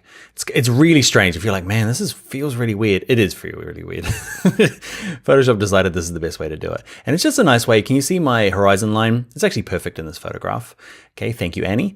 But you might want to adjust this one. Okay, so I rotate it around, hit return, and now I've got this weird crop. You're less likely to be making it a weird crop and kind of fixing it up so it's straight, but know that you can rotate it that way. Now the next thing to do is, let's say we want it to be a specific size. I always find we go to File, New, make the document size you want, and then drag it into it. We did that in an earlier video when we started looking at text in this course. Go jump and do that one if you are interested in doing that method. Okay, but a different way is to do it within the image. Okay, so up the top here, there's some basic kind of presets. Let's say I want a kind of really traditional photograph size. Okay, so 5 inches by 8. I click on it. And it gives me a little preview saying, yeah, I'm going to have to trim off these areas to make that happen. The cool thing about that though is I'll hit return. I know it's perfectly going to fit in, say it's an art print and it's going into a frame. Okay, it's going to fit in the, the 5 by 7. If you need a different ratio, you can just type it in at the top here. Okay, and if you need to flip it around, so you need it the other way around, click on this little option here. It goes from kind of portrait to landscape.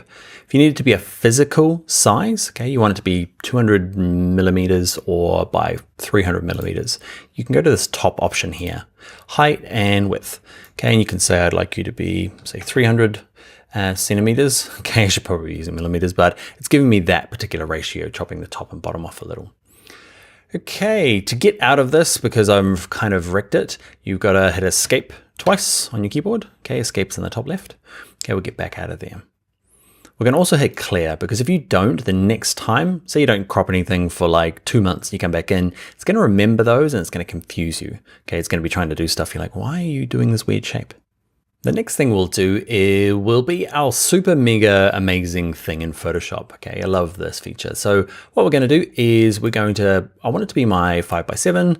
Okay, I'd like to flip it around so it is landscape. And the trouble with it like this is that obviously the crop is a little wrong. So I'm going to click, hold, and drag my image to kind of get it somewhere. And then you're like, it's not quite working. So I'm going to let go. Now I can drag these edges, and because it's locked into this ratio here, it's not going to kind of bend anyway. It's going to kind of resize nicely. Okay, so I'm going to get it to a point where like this, and then I'm going to try not to drag this little dot here, drag anywhere else. Okay, I'm going to get it to like, I want it to be like this. The only trouble with this kind of crop is that it was originally shot the other way around. So I need to be landscape, and there's this extra gap here, just going to be blank, unless super magic content aware. Okay, turn that on. It's a little underwhelming tick, but I'm ready for the magic. We're going to click the little plus button or return on your keyboard. Give it a sec. Get ready. Oh, it magicked up more background. Cool, huh? Okay, it's done a little bit of weird stuff over here. Okay, but it's magicked up new table that side. It's pretty impressive. It doesn't work on all images all the time. We'll look at a couple of other examples, but it is pretty amazing, especially for this kind of like, I don't know. It's got a gradient in the background, some wood grain here. It's done a great job this side. Not so good this side, but still pretty amazing. Let's look at another example. So this is 10B. Now, the only trouble with our crop tool at the moment is that it's trying to do this thing. It remembers, remember. Let's go back to width, height, and rotation. Make sure it's cleared. I say width, height, and rotation, width, height, and resolution. I'm going to zoom out a little bit. And I don't want this kind of like traditional kind of photography size. What I want is, let's say I'm doing something for social media, and it's like I'm doing a banner for Facebook. Okay, that kind of big banner ad at the top there. Or say you're doing, I do a lot of HTML banner ads, and they just got really weird sizes. Or it might be a double page spread, and you just need to make it wider. Something like this. I chose this example because it's going to probably do well. Make sure content aware is ticked on. Let's click the plus button or hit return on your keyboard, and it just does a really nice way of duplicating the background. Cool, huh? This one did a perfect job because the background's quite simple. And what you'll find is nature is pretty good, because it can kind of mix it around and do its stuff, do it in a nice kind of organic way. Where it becomes quite troublesome is if there's like really linear lines. So let's have a look at this last example by Brooke. Okay, and let's do the same thing. I'm going to grab my crop tool, make sure content aware is on. I'm going to drag it out. Okay, so I just want a bigger option. Okay, nice little square. Hit enter on my keyboard and give it a sec. And it's going to do an okay job. I've already practiced, but there's going to be a few things obvious. Okay, so hey, we've got 2 lemons. That's a bit weird. We've got 2 of these. Okay, the lines don't quite line up. This one's done okay. That bit looks good. Okay, so there are just times where this thing just doesn't work at all. It's done an okay job, but it's a little bit obvious with a few of these. Later on in the course, we'll do a bit more retouching where we'll show you how to fix it up once you've got to this stage, just to kind of get rid of double lemons. But yeah, I guess I want to show you with really cool examples like this guy. And this one here did a pretty amazing job. And then to show you an example that doesn't always work. All right, so that is cropping. We did some rotating, and then we turned on content aware fill. You might want to turn this off before you finish this class, just so that it's not trying to do it all the time. You turn it on purposely. All right, my friends, we will see you in the next video. What are we doing in the next video? We're talking about resizing and resolution. Hi there, it's Real Me. I'm back again for this video because we're going to talk about resolution. And resolution can be a little bit difficult. I find it's a little easier when I wave my arms around for this one. So what we'll do is we'll go through some practical examples and cut back and forth to the computer to explain it. All right, so let's get started. So let's get started first by opening up 2 images. It's 11A resolution from your exercise files. Okay, and these ones are from Jonathan Francisca, both of them. Okay, and what we're going to look at is kind of resolution gets kind of, we talk about high and low resolution, good quality, bad quality. So this first one, A, is good quality, high resolution. And this one here is low quality, bad resolution. It'll open up in your Photoshop quite small, and just hit Command plus on a Mac, Control plus on a PC to zoom in. You can see we've all seen examples of this where it gets kind of all a bit pixelated. I'm going to zoom out about there. Okay, there's just not enough resolution or density of pixels in it to make it look convincing. This bigger version here though has the exact same problem, okay? But the cool thing about it is the human eye and the human brain can't tell the difference between lots of little cubes and a real image. So what do I mean? If I zoom in, okay, Command plus or Control plus, it's actually just made up of, if I get close enough, of tiny little cubes. But far enough away, my human brain can't tell the difference. So they get referred to often in, there's two kind of main sizes. There's 72 dots per inch versus 300 dots per inch, okay? And that's just kind of like quality levels. And let's say that most images that are born, okay, through a digital camera or through stock library sites are going to come at this 72 dots per inch. So let's check that. Let's go to image and let's go to image size. And we can check that this one is indeed 72 dots per inch. Okay, we also use pixels per inch, depends on which kind of realm you come from. PPI or DPI, people refer to them as, just the shortened version. It doesn't matter, they're interchangeable in this case. So this thing here is 72 dots per inch, and it is really big. You can see it is 72 inches across. So let's say we have been asked, we're going to get this image ready now for print. And the specifications have said, we would like this document at 300 DPI or PPI, okay? And we want it as the biggest size we can get. So what we'd do here is, let's say we've got our image, we need to send it off to the printer or send it to a newspaper. We're going to go to image, image size. And what we're going to do is we're going to make sure resample's off. Okay, when we're resizing original artwork, resample off is best to get started with. And let's turn the resolution to what they asked for, which is 300. And what you would have noticed is that you've noticed the size changed. It went from like a really big 72 inches down to something quite small, 17. Okay, and we'll cut to some real life footage now when I'm going to wave my arms around. All right, so here I am, arm waving time. So what ends up happening, right, is you've got this document, it's 72 dots per inch, and it's really big, 72 inches, right? It's really, really big. Okay, so, but the requirement is 300.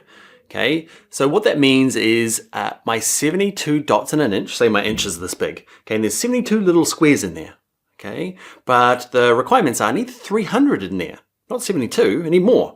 So what you do is you end up telling Photoshop like cram 300 in that same square instead of 72. And what it does is it says, well, there's all this stuff out here, I'm just going to keep grabbing it and cramming more into that 1 inch. So instead of 72, I'm going to grab some more, now there's 100. I'm going to grab some more of them, come in here guys, and they pile them on and squeeze them all in, gets up to 200 and keep squeezing them in, and they pull them all in until there's 300 of them in that same inch instead of 72. And the cool thing about it is that now that one same inch has a lot more detail in it, and it looks really good for print. And that's what print needs. Our human brains can be convinced by a print, okay, that's at 300 dots in that inch. Anything less and you start going like, oh, I can start to see the little dots. Okay, so, and anything more, we don't need. Our little brains don't need any more than 300 dots in that little inch. You can go more. So that's why we need it. And what the trade-off is though, is because I've grabbed all those dots that were hanging out here and pulled them in, the physical size of the whole document got smaller, about a third smaller. Okay, so we had to kind of cram them all in, but the drawback is the physical size gets smaller. And that's, I guess, just one of the trade-offs when you are working, especially with print, and you've been asked for 300 DPI. Just know that whatever image you've got, it's going to be about a third. I know it's not perfectly a third, but yeah, it's about that. Okay, so the next thing to think about is, let's say I need it to be 300 DPI. Okay, so that job's finished. We're done with that one. We got it. It's a bit smaller. I think it's 17 inches across now at 300 DPI. Job done. Send it to them. That's as big as it can be at that resolution. But let's say there's a chance where, or there's a time where you're like, actually, it needs to be 300 and it has to be 18 inches across. You've just done that little calculation and Photoshop said it can't be. Can only be 17. You're like, What you can do is, remember that little checkbox? We'll go check it again in a second. That little checkbox that says resample, that's the thing where you tick that and you type in 300 and you force it to be 18, okay? And Photoshop will do its best. It'll just invent new pixels, okay? So it pulled in all the ones it needed and then it goes, well, I still need some more. So I'm just gonna like start messing about with the file and start duplicating them and making more. And that's totally fine when you get to a certain kind of like a little extra half an inch, no problem. Nobody's going to notice. Okay. But if you say I need it to be, I need it to be 50 inches across at 300, Photoshop's going to try its best. It's probably going to melt down trying to do this job. Okay. But it's going to look bad. It's going to have all that yucky goop everywhere, and it's going to try its best. But Photoshop's good, but not that good. Small changes, yeah, great. Turn resample on, increase it a little bit, you're fine. But if you try and do too much, you're going to see all the junk. All right, let's jump back in and do it properly on the computer together. Okay, so let's say it needs to be 18 inches. Oh man, it's just not big enough. You can turn this on and let Photoshop resample it. So I'm going to force it to be 18. Okay, and what's going to happen is Photoshop is going to try its best to like magic up new pixels. They didn't exist before. It's going to do its best to magic them up. And with a small change like this, okay, we went from 17 to 18, you're not going to notice. Okay, it's when you're trying to do massive changes. If they're like, it needs to be 22, okay, you're going to actually start to see, you can even see it in here. There's this kind of like goop that appears. Okay, it's just resampling goop, and yeah, it just, Photoshop's trying its best to make up more pixels, but it can't go back in time and make a photograph. So that's kind of like, small changes, nobody's going to notice. Big changes, people are. That's probably one of the main use cases, okay, is when you take an image, you work on it in Photoshop, and it needs to go into a printed document. You might be sending it yourself into Illustrator or into InDesign, okay, and it needs to be 300 pixels per inch. So change it in here, see what size it is, and then go and you might have to turn resample on just to get a little bit more out of it. All right, let's look at one other use case to help you kind of understand resolution. Jump back to Dan's head. All right, one other common use for using Photoshop to resize images is going out to kind of web or social media. And what that means is often they'll say something like, your image can be a maximum of 1600 pixels, okay? And it might be going to, say, Facebook or Instagram or Twitter, and you just need to resize your image because at the moment it's quite big, okay? And you shot it on your DSLR or you've downloaded it from the internet, and it's really, really big. You need to get it to a more appropriate size for going out to social media. So let's go and do that now and resize it to about 1600 pixels. Okay, so we need to get that right size. So let's go into image size. And what we're going to do is it needs to be 72 dots per inch. Okay, they might not mention that. They just assume that if it's going up onto a website, okay, because that's the kind of standard website size. And this is where resample needs to be turned on. We made it bigger in the last thing. Okay, you can also make it smaller. Okay, so with resample on, I'm going to say it needs to be pixels. Okay, and it needs to be 1600. Okay, I can't remember what I said on the talking head version. Let's say it was 1600. Okay, and I've kept the link locked there so that it changes the height and width. And now I know it's the perfect size. It's the 1600 across, the biggest they allow, and at the right resolution. I'm going to click OK. Okay, it's going to be a lot smaller, but that's right. That's what the website wanted. So that's what I've given them. Now I'm going to go and do a file, save. I'm going to save it as a JPEG and upload it to the website. Okay, so those are two, hopefully, examples of resolution. It can be a little bit of a rabbit hole of knowledge, but hopefully it gives you a kind of a brief understanding of some of the typical uses, getting images ready for print and getting them ready for a website. All about the resolution.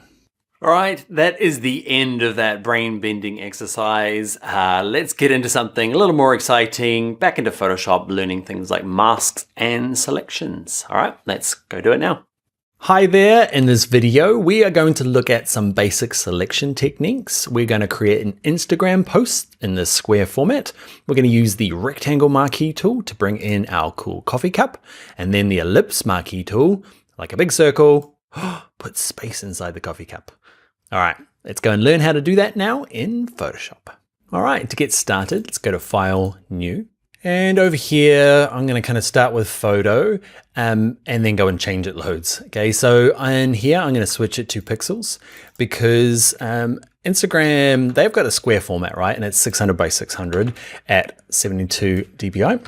Okay, that's their resolution. Now that's when this kind of video was made. I always make it double the size just in case, because Instagram seemed to suck in bigger size images, but only display the smaller 600. But I guess when they decide we're gonna display bigger images, we want them to have the higher quality ones. Okay, so we're gonna go 1200 pixels by 1200, make sure RGB 72, click create. Now we're going to open up two images, file open, and in your source files, they are called, where are they, 12A and B. Okay, so these marquee ones. Thank you, Alexandra, and the Norwood themes. So we're going to start with this image here, 12A. Grab the rectangle marquee tool. Okay, click and hold down and make sure you've got the rectangle marquee tool. This is a nice simple one. You can draw out any sort of size you want. Okay, and then we're going to move it over to our image. Now, to get it to be a perfect square, what I'd like to do is go to select and go to deselect. That kind of gets rid of that selection. And who can guess what key I hold down on my keyboard? That's right. It's Shift. So I hold Shift down and kind of start anywhere up here. It gives me like a perfect square. It's going to work for my Instagram. Okay, got it kind of cropped how I want. If it's not quite right, you can you see I can just hover in the middle of the selection and move it around? Okay, get it to where I want. And then all I'm going to do is go back to my move tool, and we're going to use the shortcut that we learned earlier. Remember the fun tab game? You can copy and paste it. I won't come find you, but we'll do it the proper way. Click and drag, drag, drag, drag, drag, drag, back to this original image here, and then the mouse down the whole time and let it drop into here. So what we're going to do now is practice our scaling. So we're going to go to Edit, and we're going to go to Transform. We're going to go to Scale. I'm going to zoom out a little bit. Okay, and I'm going to grab the edge, and I want it to come down proportionately. Okay, or scale down. We're going to hold Shift. Okay, get it to kind of where I want, roughly there. Roughly there. And then I can kind of drag the middle. Don't drag this little thing in this little target. It's the kind of center of rotation. We don't need to mess with that. Just drag anywhere but there. And kind of get it in the middle. Okay, when you're ready, hit Return or Enter on your keyboard. Otherwise things don't work. So that's the rectangle marquee tool. Drag things in a big rectangle or square by holding Shift, and you can copy and paste things. Let's go to 12B and just look at the very similar ellipse. Okay, elliptical marquee tool. It's going to do exactly what you think it's going to do. Okay, I'm going to draw out an ellipse, and I'm going to go to Select, Deselect, and if I hold down Shift, it's going to be a perfect circle. And I'm just going to kind of crop it there. Okay, we're going to put our space inside of a coffee cup. So again, move tool, drag, drag, drag to this first tab, holding down the mouse key the whole time, let go in the middle, too big, Edit, Transform, Scale, grab the corners, hold Shift, drag anywhere but the target. And we're just going to keep dragging it down until it's kind of in a, don't worry too much at the moment. The edges are a bit crisp. We're going to learn more and more features as we go along. This is, I guess, just a quick and easy thing to do. Now, if you're finding it hard to move around because it's jumping around, I quite often just use my keys on my keyboard, okay, the arrows. So I'm just tapping the arrow key to the left and up a little bit. Zoom in. Okay, you can see the edges aren't perfect here. We'll look at doing a bit more of that later in the course. Okay, but just tapping around. When I'm ready, hit Return, zoom out. Oh, awesome. Looking cool. Straight to Instagram. Okay, so that's using the marquee tools, okay, the circle one, the ellipse one, sorry, and the rectangle one, nice and quick and easy. What I'd like you to do though is I'd love you to do your own version, okay, find your own coffee cup or plate or bowl, something kind of looking from the top, and find your own image in the inside. Okay, one thing you might find is I just happen to find an image that's a perfect circle. You might be on a more of an angle, okay, so you might do with this layer here selected, go to Edit, Transform and Scale it, and you might have to kind of distort it a little bit to fit in with maybe, you know, the perspective of the image. Okay, I'm not going to, so I'm going to hit Escape. It's my undo key. And because you've got probably got access to Envato Elements, what I'd like you to do is, like, you don't have to pick, you know, find a coffee cup in here as well. And I typed in, I come into Elements here and I typed in photos and used Arial. Okay, I spelt it like Arial, the font to start with, but okay, but some of these images, if you type in Arial, you can find some stuff that you can work with for your example that's kind of looking straight down from the top, and yeah, find something interesting. Once you've got it, okay, find your own coffee cup, find your own Arial image, and see if you can combine them as practice. And then with your social media Instagram posts, is tag me in Instagram. Okay, so I am at Bring Your Own Laptop. I'd love to see what you do. You can also add it to that forum we mentioned at the beginning there. In Envato, you can look in the forums, and if you search for Adobe Photoshop for beginners, you'll find our little shared group where you can share the things that you've been making. If for some reason you don't have access to Elements, try using unsplash.com, okay, and find some images in there. All right, friends, let's get into the next video where we kind of do a bit of masking, but it's a cheap trick. Not a cheap trick, it is a good trick. Quick and easy. Let's look at how to do that next in Photoshop. Hi there, in this video we are going to use Photoshop to take this image and clip it inside a letter like this. Boom. Quick, super easy, all still editable. You can move things around. It's really cool. Let's go learn how to do it now. All right, to get started, open up the source files and open up the one called 13A clipping mask from Bale Murrow. To get started, grab the type tool, click once and type a letter. Okay, now mine's already a ginormous big serif letter because I practiced before the video. And obviously at my font size, you can see it's something ginormous. It's like 900. Weirdly, the font sizes only go to like 72. So yours might be as big as it can be at 72. You can either type in about 900, pick a font, or do what I do and just kind of click and drag to the right on this icon. So I'm clicking, holding my mouse and just dragging to the right. And you can see it goes up way past 72 until you get to kind of a size that you like. And I've decided about 900 something. I'm gonna grab my move tool, get it into position. It doesn't matter what color it is at the moment, okay, because you saw at the beginning, the image is gonna go inside. Now the way this works, it's mainly to do with the layer order. The image has to be on top of the D. Feels a bit weird, but that's the way it works. Now if I drag the background above the D, often it just says no. Okay, so what you can do is just give it a name. Okay, we've run into this problem before, it's locked. So just double click it, call it roses. Okay, and drag it just above, and we are ready to go. To make the magic happen, make sure roses is selected. It's this light gray. Then go up to layer and go to this one here. It says create clipping mask. Ready, steady. Cool, huh? Super easy, super quick, nice clean kind of mask. That's why it's in this section. And it works really good with these kind of simple shapes like type. So some of the things, so it's easy to get started. Now let's look at a couple of the interesting parts to this technique. Is I've got roses selected. So if I go to my move tool and move it around, you can see it moves independently of the D, which is really cool because it means I can kind of get it perfect how I want. I can also use the edit, transform, scale, and then I can kind of resize this to how I want it to be. Okay, get in the right position, click return. It's the same for the D layer. Okay, if I click on this and move it around, okay, it's independent. But there's gonna be lots of times where you wanna move them together. So what you can do is click on the first layer, hold shift down on your keyboard, and then click the second layer. They're both light gray now, okay, and I can move them both around and I can both transform them at the same time, okay, just have them both selected. Now I'm gonna go and add the white background and the drop shadow. You don't have to, you can skip on to the next video, but if you wanna hang around, let's put a white background in. Why don't we have a white background now? It's because there's nothing there. It's kind of invisible, and Photoshop uses this checkerboard kind of effect to kind of try to represent invisibility. There's nothing there. Okay, but I want a solid white background and a drop shadow. So what I'm gonna do is down here on my layers panel, I'm gonna click on this little icon here. It's kind of if you hover above it long enough, it'll tell you it's the new layer button. Click on him. And instead of layer one, I'm gonna be real good and call it white background. And the easiest way to fill it with white is with it selected, go up to here to edit, there's a fill option.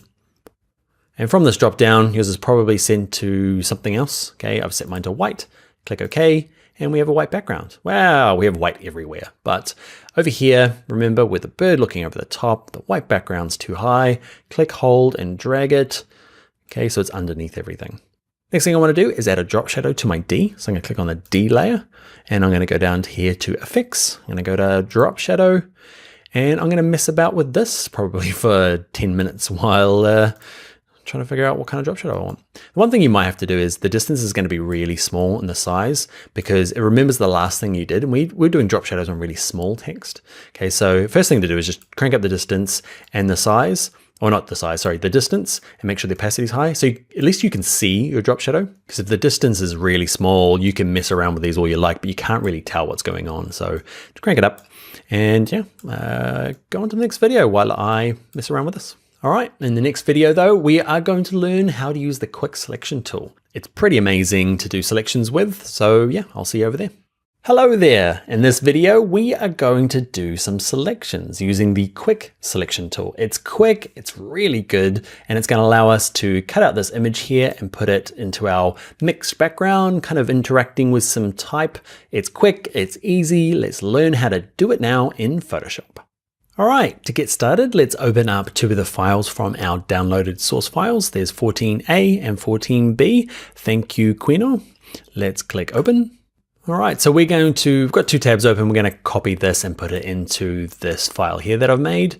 So let's be on 14a. In an earlier tutorial, we used the really basic marquee selection tools. Now we're going to use the kind of probably the most universally useful one. It's the quick selection tool. So if you click and hold down, you might be using the magic wand tool, which is fine, but it's not as good as the quick selection tool. Let's grab him. Now just double check your what your settings are at the top here. I'm going to be on the adding to the selection option, which is a little plus, or you can be on this first option. It doesn't matter, either of those two. And in terms of the brush size, okay, you can drag this up and down and decide on where you need to be. We're going to start with 50 and just show you how it works. Okay, roughly 50, doesn't really matter. Let's just copy my settings there. Cool, and all we need to do is click hold and start dragging across. Now what you'll notice is I'm going to step back. I'm going to go to select, deselect. I don't kind of like start selecting the edge. You don't need to, it's a pretty clever tool. I'm going to just start dragging kind of like around the edge, and can you see the little dotted line? They're the marching ants, and they just help identify what we've got selected. So I'm just going to kind of drag around and drag. You can see it just did a big launch across there. And it kind of just, it's so clever. It just starts thinking, oh, well, you've selected this, so you probably want a bit more of this. And it does, it jumps across. So I'm going to now click over here and start dragging.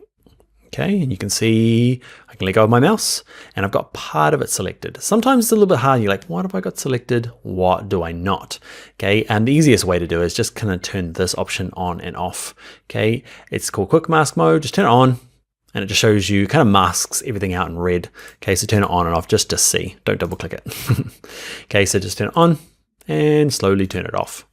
What I'm going to do is going to keep just dragging around, and you can see I'm not going anywhere near the edges. It's pretty clever. The only thing it hasn't done is these little guys in the bottom here. Now I've picked a pretty good example for this. So when you're maybe using your own stuff, we're going to learn in some future videos a little bit of extra tricks to get some more tougher selections. But if it's a product shot or something like this, it's a really nice studio shot. It's going to be easy to select. So these bits here are not quite right. So I'm going to zoom in. So Command plus on my Mac, Control plus on a PC, spacebar, holding down my spacebar and dragging with my mouse. Okay, you can see it's missed these bits and there's a little bit of stuff in there. Yeah, quick selection is quick. Okay, it's not going to be absolutely perfect, but it's pretty close. So what I want to do is minus from my selection. Okay, but my brush is quite big, so it doesn't fit in there. So I'm going to lower the brush size to something quite small. Teeny tiny. And I'm going to click in here, say get rid of that. And you'll notice that when I start dragging, it goes and it looks horrible. And when I let go of my mouse, look, magic. If it's, what you can do, there's this auto enhance option on. The only trouble with it, it does a better selection, which is cool, but it does stress your machine out. So get in there, and I've got a really pretty high powered laptop and it does stress it out. Don't worry about getting too far into these edges in this example. Okay, we're going to do some more sophisticated selections later on. So I've kind of tidied that up using the minus. If I say I go too far, grab a bit of that, and it's like, oh no, it's gone too far. Go back to plus and just drag across that bit. Auto enhance, you can see, kind of stresses it out a little bit. Cool, so let's zoom out and let's see what we got. Have I missed anything? Click on the quick selection tool, it's pretty good, go off. So now we're going to move it into this file here. We're going to use our technique where we just drag it. Okay, and one thing we might notice, let's do it first. Let's click, hold, and drag it. Okay, and drag it into this tab, wait, calm down. You'll notice that my one has not the most beautiful edge. Okay, so I'm going to edit step backwards until it's gone. Come back here, and I'm just going to kind of shrink the selection a little bit. We're going to look at more sophisticated ways of doing this later on, so don't worry. I guess we're just kind of getting used to the tools. Quick selection is an awesome one, but the edges aren't perfect, so we're going to go to select, modify, and we're going to go to contract. And how many pixels? You'll have to experiment depending on your image. Okay, but I'm going to go back maybe 3 pixels, not 30. Click OK. Now with my move tool, click, hold, and drag it, and it's going to be better. Not perfect, okay, but it's a quick solution for the quick mask. Okay, and now I'm just going to go and kind of rejig this to show you what it looked like at the beginning. But if you're happy with that, you can move on to the next tutorial. That's the quick selection tool. But a quick caveat with that tool there, I've picked an image that works well with it. It's got nice, clear, defined edges. When we get into things like hair and out of focus objects, quick selection tool is not going to work. Okay, so it's one of your tools in your Photoshop toolkit, and we'll look at more advanced ones later on. But for studio shots and anything that has a clear, sharp edge, it's super quick and easy. So what I want to do is I want to resize it. So I'm going to name my layer flower.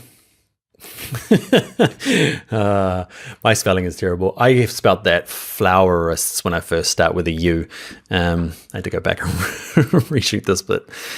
So I'm going to use my selection tool, okay, or my move tool, move it around. I'm going to use my edit, transform, scale, and I'm going to shrink it down holding shift. This is stuff we already know, so if you want to skip along, it's okay.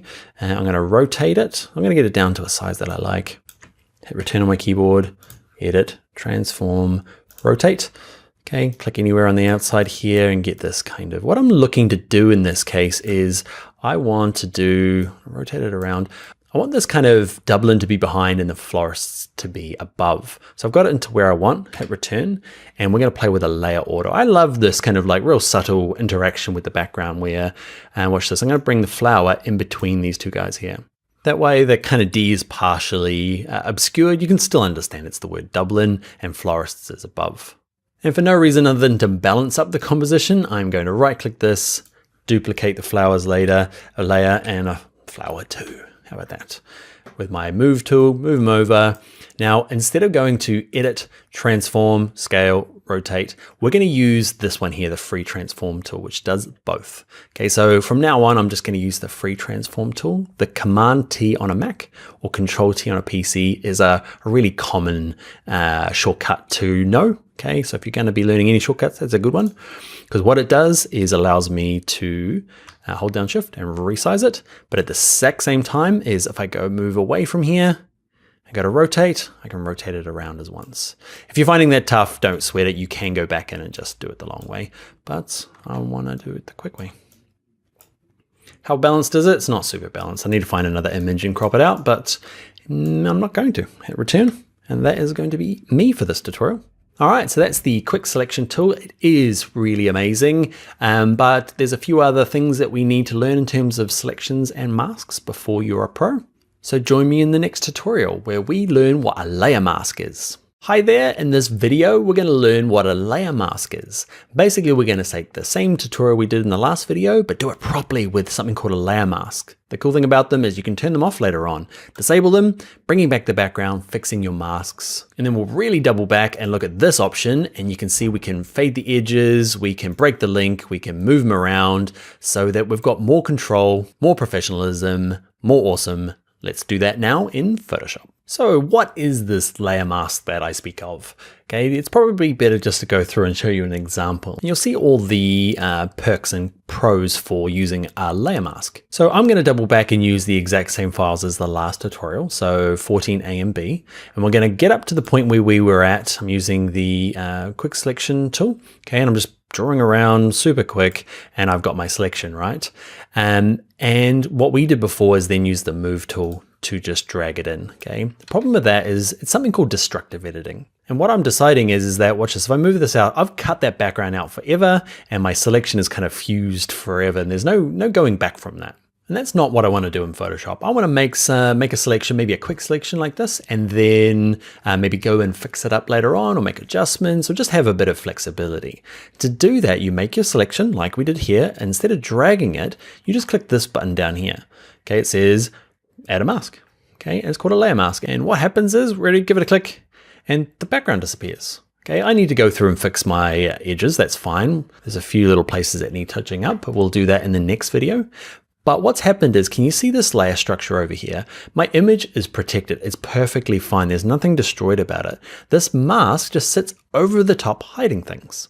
And where that becomes really nice is that later on I can go and fix my mask or do a better edge on this or reuse this image for something else where I don't need it to be masked. Let's go and use it. So I'm going to grab my move tool, click, hold, and drag up to the top here using my technique. You can see we end up in the same place. We've got the same kind of edge here, but you can see over here the mask came along, which is lovely. And now I can do some modifications to the edge here. Okay, whereas before I couldn't. So what I can do is See this down here in my layers? I'll toggle between the two. Can you see those lines that appear on the outside? Because you can work on the image or the mask separately. You can see your properties panel changes depending on what part you've got selected.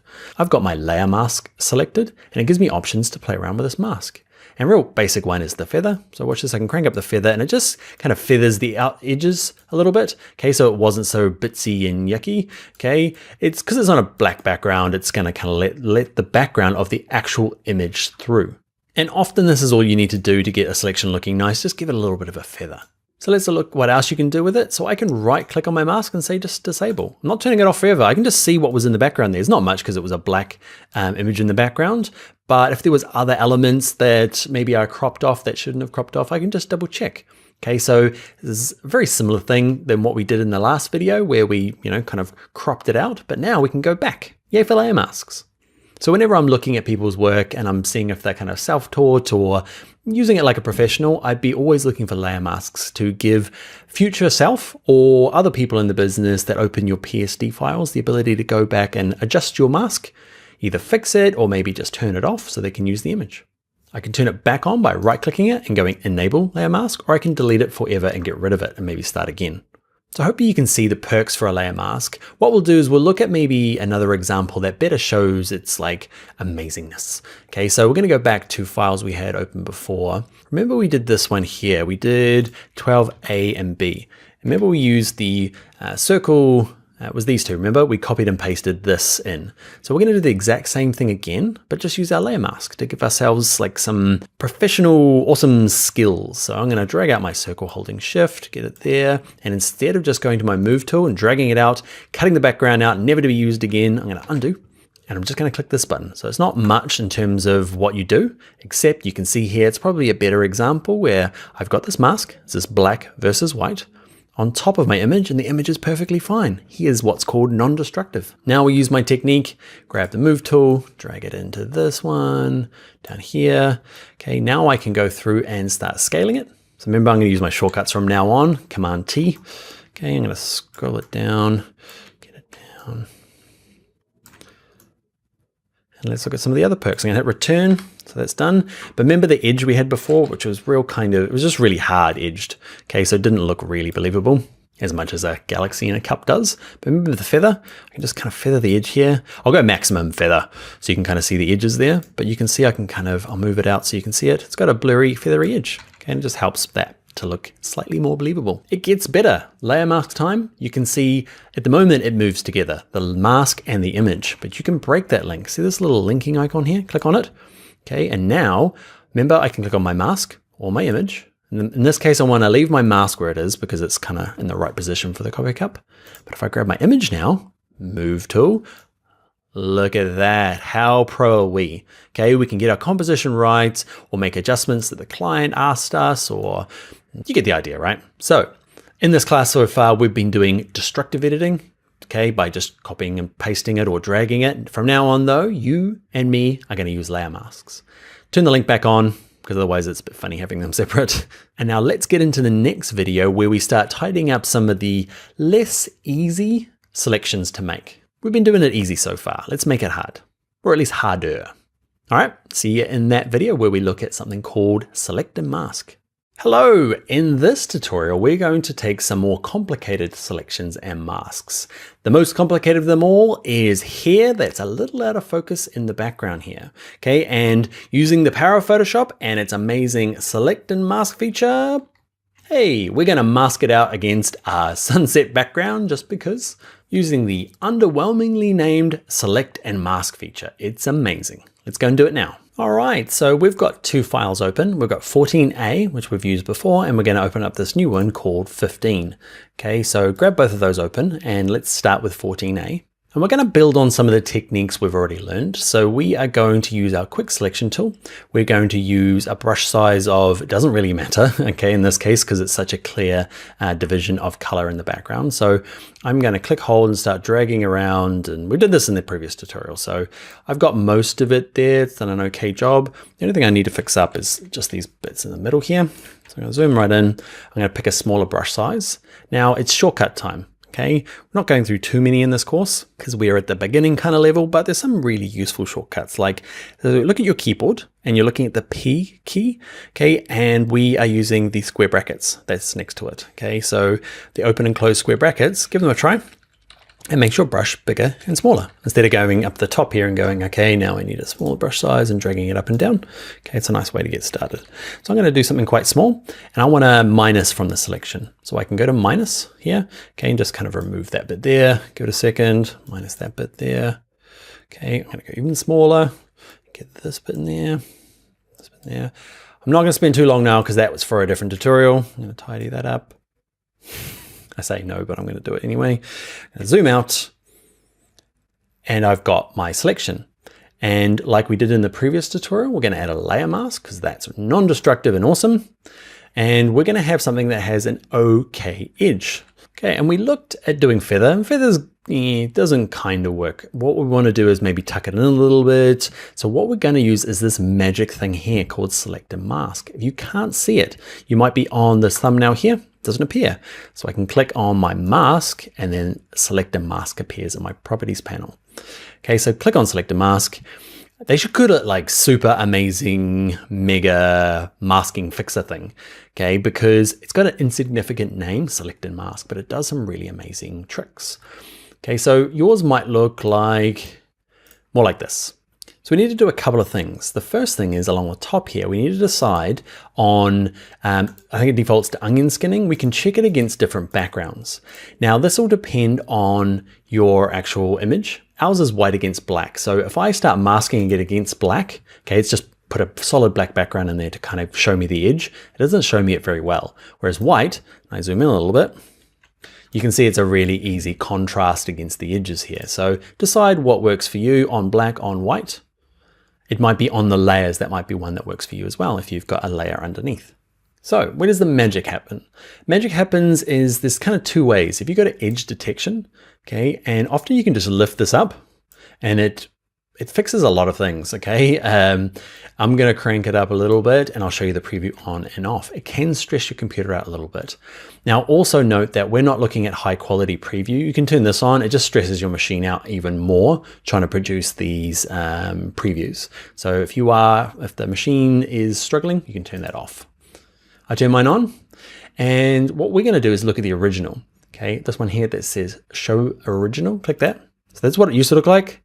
Okay, and that's what it looks like now. So it's kind of softened that edge nicely. The shortcut for it is P, and I use that quite a bit. So just tap P on your keyboard to turn it on and off, on and off. It smoothed it out, but it hasn't perfected it. I find the magic potion often is down in here and under output, and this decontaminate colors. This works really well when there's a huge contrast between the background and the foreground that you're trying to mask out from, and the color kind of leaks around the outside. So if this was against blue, you'd have like a blue kind of halo around the outside, and that's often where the problems with selections are. So you can click on decontaminate colors and magic. Okay, so hit P on, P off.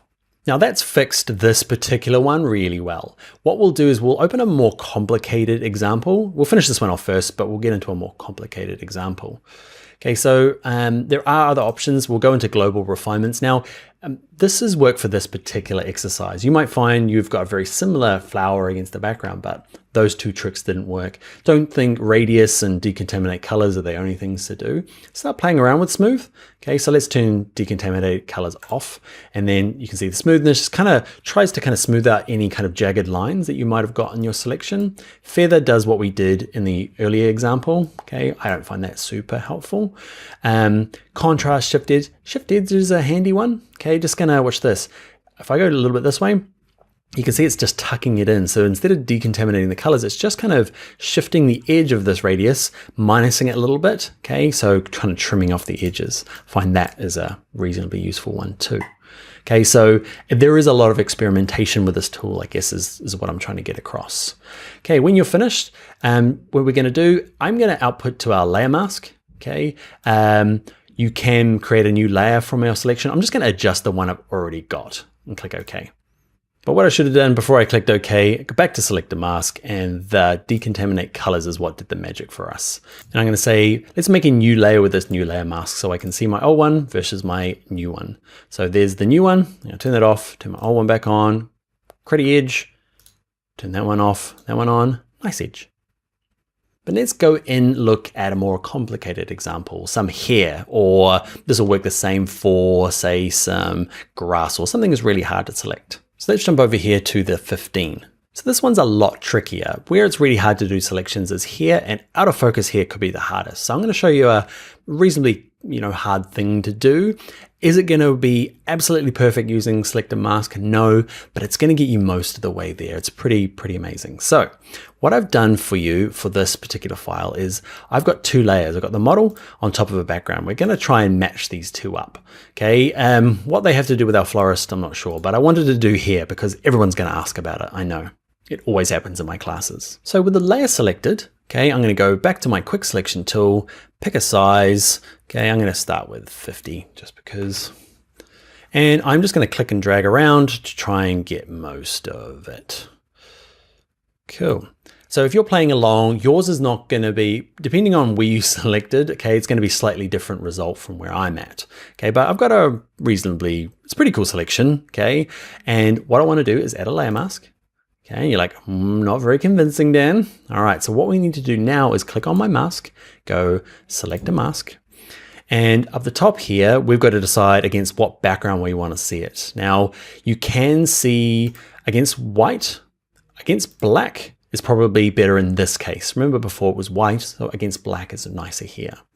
On layers could be quite useful as well, because sometimes you can get a bit carried away with like getting the most perfect mask when really it just needs to look good against here. So let's start with on black to make it clear for you. Now the radius is just not going to work in this case. I'm going to zoom in a little bit so you can see kind of, because there's two like contrasting areas. There's this kind of out of focus here, but the nice strong crisp edge of the skin here. If I lift up the radius, it's going to try and, it's fixing the skin a bit, but it's kind of not doing a great job over here. So radius is not particularly going to work for me on this case. Now I can play along with global refinements. The problem is it's doing it globally, and I have these two really different kind of things going on. So I want to use some of these brush tools alongside here, and it's this one here that's going to do most of our work. It's called the Refine Edge brush tool. Okay, and basically it's a brush tool to say, Photoshop, have another go. Have another look at this particular area that I'm painting and see if you can fix it for me, like magic. I'm going to use a bigger brush size. Now, I'm cheating and using square brackets, okay? You can use the slider up here to pick a different brush size, but to make it go bigger and smaller, have a look down your keyboard. It's a shortcut, okay? It's one of the really helpful ones when you're doing lots of masking. Next to your P key, just to the right of it, are square brackets. The opening and the closing, just tap them and see that it'll make your brush bigger and smaller. I find this is a real easy way to work. So what I'm gonna do is make a nice big brush and say, Photoshop, please, have a look at paint. I'm gonna paint across this and have another look at this stuff. Give it a second to catch up, okay? And it's gone through and tried to remask this part, not touching this.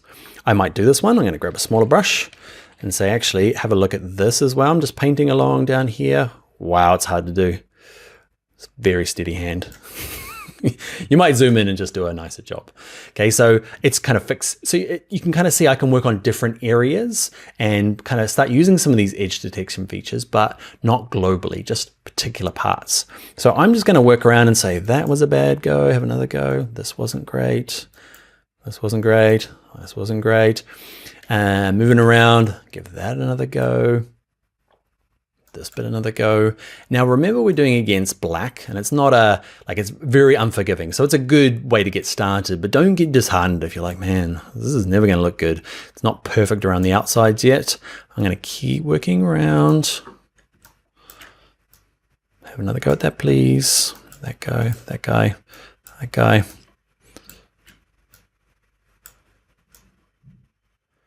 All right, I'm going super fast. I should be changing my brush size a little bit more, but let's just have a little look against our background. So let's look at against the layers. So this is kind of a more important kind of thing to look across. You can see some of the hairs coming through, which is cool. It's not as blobby, but there's a little bit of blue.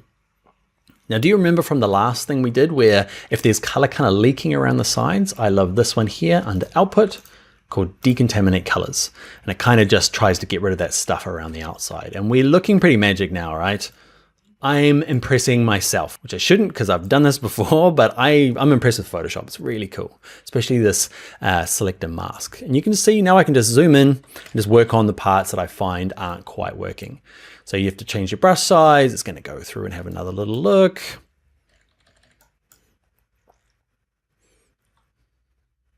Let's zoom out. Okay, see how convincing it is. I'm going to probably have to go through and have a little look at doing a little bit more with the brush for these kind of bits that are still a little bit blue. But you can see if you've tried to do this in Photoshop before and like it's used to be impossible, okay? So selector mask has really kind of lifted that game for us. For things like here that are out of focus or trees and leaves that are kind of moving. So there is just times where it's just really hard. If you've got somebody with sandy blonde hair moving out of focus against the hay bale, selector mask is not going to be your super awesome selection trick. You need some sort of contrast. So if you're in charge of the photo shoot, make sure that there's some sort of contrast against your model or the product that you're shooting so that you can use tools like this later on in post. All right, I hope you have fun with it. I love it when it came out. Selector mask, you are awesome. Thank you, Photoshop. Let's get into the next tutorial where we start looking at smart objects. Hi there, in this video, we're going to look at what a smart object is. A lot of people ask me, why should I be using them? They're on lots of forums. People say, always use smart objects. Okay, we're gonna dive in, figure out the pros and cons for them right now in Photoshop. All right, so we're going to look at the two parts. We're going to look at smart objects for images, and then we'll look at it for things like logos and icons. They traditionally call vector objects. So to get started, make sure you've got 16A open, okay? 16A smart objects from the source files. Now let's bring in an image. Now we're going to do it our way, file, open. Okay, and let's open up the one called 16B, okay? Another image from Norwood Themes. Great, so we're going to use our trick, move tool, click, hold, drag, drag, drag. We've done this before. We're getting pretty good at it, right? Okay, and we've got our image here. It's really big, okay, lots of quality in there, awesome. And I want to scale it down. So what I'm going to do is I'm going to show you the wrong way, well, the way we've been doing it, and then the new fancy way. So I'm going to grab my edit, transform, and scale. Remember, I'm going to use my shortcut, Command T. I'll zoom out a little bit. Okay, I'm going to scale it down to something a lot more appropriate. And let's say I get it down to this size. For what reason? Mainly just to show you an example. Let's say I want to use it quite small. I'm going to remove the background. It's going to be this like little petite thing in here. Okay. I click return, done. And then later on, I'm like, actually what I might do is make it bigger. So I'm going to use my shortcut again, Command T on a Mac, Control T on a PC, and I'm going to make it nice and big. What you'll notice is, can you see the quality of this guy here? I want it nice and big in here. Okay, hit return, the quality just disappeared. Okay, and that's where the value of a smart object comes in. Okay, if you make it really small, Photoshop goes, okay, I'm gonna get rid of all the pixels I don't need. And when you make it bigger, they're just not there anymore, unless we use a smart object. So with this layer selected, I'm gonna delete them. Okay, and we're gonna bring in the proper way. So same technique, drag it across to this tab here. And before you do anything, right click the layer where it says layer 1. Okay, and we're going to convert to smart object. And nothing looks like it changes. Okay, the only thing that changes really is the icon here on the thumbnail that wasn't there before. We turn it off, turn it back on. Cool, so that is, yeah, basically all you need to do. You don't need to remember to do much, okay? But what happens now if I go to my transform and I scale it down smaller, okay, petite, I'm not sure why I use that word. Okay, oh, bad transform. Hold down Shift, Dan. Okay, hit return. It's really teeny tiny. Zoom in. Okay, but when I make it bigger, let's go. You can see all the quality is still there. Okay, so that's the kind of thing for smart objects. What it is think of it like a wrapper that goes around the outside. It's like a little cocoon. Hit return now. It's a little cocoon that I put the image inside. Okay, that protects it. So even though I make it smaller, it's in this kind of like protective shell. Inside that shell is still a full quality image. Now your file size will be bigger, okay, because we've got the big version in there, but it means that it gives me lots of flexibility later on to do resizing, and it protects it from what's called destructive editing, things that'll wreck the image, okay? You can kind of do stuff to it, but inside is still the good version. what I'm going to do now is do this. I'm going to play with my layer order. Now, just so you know the structure of this, I made a rectangle using the rectangle tool. Where is he? There. Okay, and then I added our color gradient overlay. We did this earlier in the course, right? I've got some text there as well. All right, the next thing we're going to do is we're going to look at, so images are used that way. That's the best way to use them. Let's look at, say, icons and logos. So let's bring it in, and you can bring in logos two different ways. I'll show you two different ways because, yeah, there's just some people, if you've already got Illustrator skills, what you're probably going to be doing is working in Illustrator. So I'm in Adobe Illustrator. You don't have to do this. You can just watch if you don't have Illustrator installed. I'm going to file open to my exercise files, and I'm going to open up this one here, 16C. Okay, it's my vector logo. And the cool thing about this, so Illustrator is really handy for drawing things like logos and icons, okay, better than Photoshop. But let's say it's been drawn in this program. What I can do is grab my black arrow, select it all, go to copy, okay, edit copy, jump back into Photoshop, okay, and then go edit paste. And here it defaults to pixels, and pixels is not the good way. We love smart objects, okay? Let's do the before and after. So I'm gonna bring in pixels and hit return, okay, to get it the right size. I'm gonna do the same thing. I'm gonna paste it again. So I've got two options. One is smart objects. Let's turn off add to my current library for the moment. It doesn't really matter. Let's click OK. I'm gonna hit return, get it the right size. So now I have two using both methods, okay? And the difference is going to be that same scaling thing there. So I'm going to zoom in a little bit so you can see it. They're both the same kind of quality at the moment. So this is my second one. That's the first one. Let's name them. Let's go no smart, not smart. And this one here is very smart. I'm going to select both of them at the same time. Click the first one, hold shift, click the second one. I'm going to use my shortcut for scaling. Remember, Command T on a Mac, Control T on a PC, and get ready for it. Let's zoom out. Okay, and let's make this thing very big. And I'm going to hit return. You'll notice that the one on the left here, okay, let's have a little look. One on the left here is horrible. You've all seen that, okay? It's all pixelated and there's interpolation everywhere. See, this guy, Smart Object Man, is like how Crispy is, or she. It's probably a she. Okay, so that is the big difference. Okay, when you're bringing in logos or icons you've got from, say, your Envato Elements account, and it does give you the option. It says, would you like it to be a smart object? Yes. Smart object is the way to go. Why would you not use a smart object? There is a handful of, say, filters up here that just won't work if there is, like lens blur won't work if it's a smart object. Every new version of Photoshop, they seem to be able to include more and more of these features. So smart blur doesn't work on that, but let's look at the not smart object.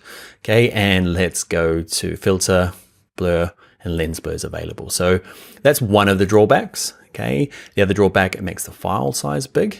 Let's say you did want to use lens blur. Okay, so I'm going to get rid of my not very smart layer. Goodbye. Let's say I'd like this though, and I'd like to kind of make it nice and big, but I want to add a lens blur to it. So it's not going to work until I convert it back into a not smart object. Okay, and what that's really called is if you right click the word very smart, there's one that says rasterize layer. Nothing's going to change, except now when I scale it up, it's not going to have my crisp quality. It'll scale down just fine, but any bigger, it's not going to be able to redraw. So I don't want to do filters, just kind of an example, I guess. I'm going to go to edit, step backwards until my little icon appears. I'm going to show you one of the other perks for using a smart object, especially with things like logos and icons. So I'm going to do a couple things. I'm going to shrink it down because it's meant to be kind of over here. My arrow keys just to tap it around on my keyboard. Let's make it white with this layer selected.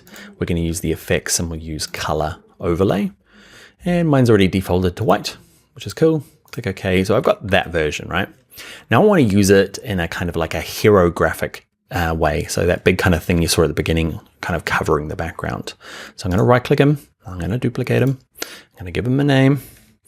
Let's call him hero graphic. So I've got two of them now, kind of on top of each other. I'm going to scale this one up.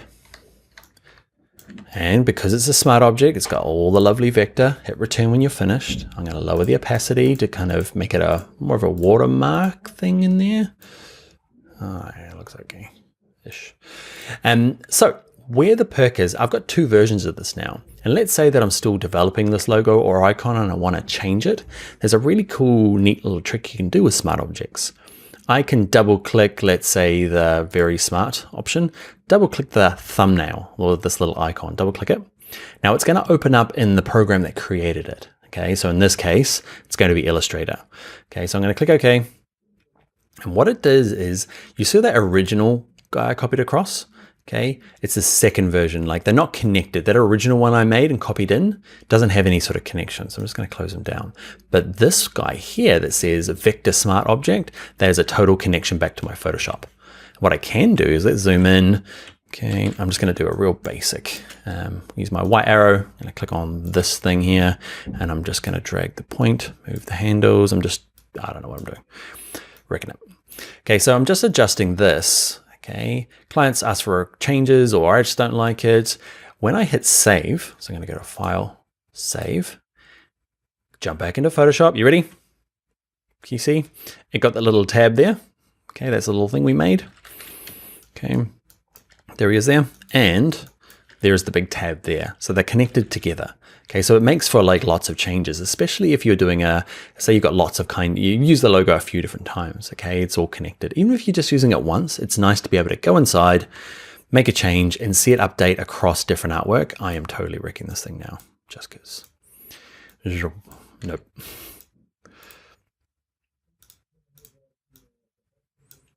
That is wrecked. Save it, jump back in here. You can see I've wrecked my logo. Jump back in here, undo it. Save it back into here and it updates.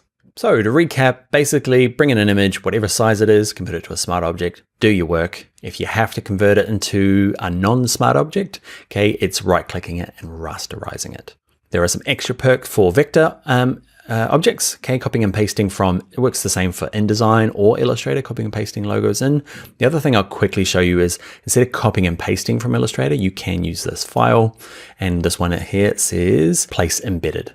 If I click on this, I can do the same thing without helping to open up Illustrator. You might not be that keen on that. You might not have any skills in Illustrator. So you can go straight to here, bring in your vector file, place, everything's perfect, click OK, and hit enter on your keyboard to get it the right size. And cool thing about that is that Photoshop's clever enough to say, I'm just going to make him a smart object. So you don't really need to, I guess, make that decision at the beginning. But you still have all the same perks of being able to double click it, go into it, and make adjustments and go back in again and have it update in Photoshop again.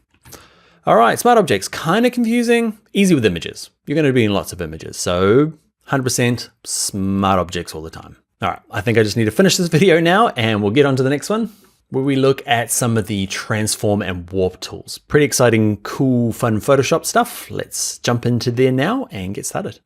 Hey there, in this video, we're going to take this kind of flat graphic at the top right here and wrap it around our coffee cup and stick it under the book and kind of make it so it interacts with the background. You can kind of see it there, all using the magical transform tools in Photoshop.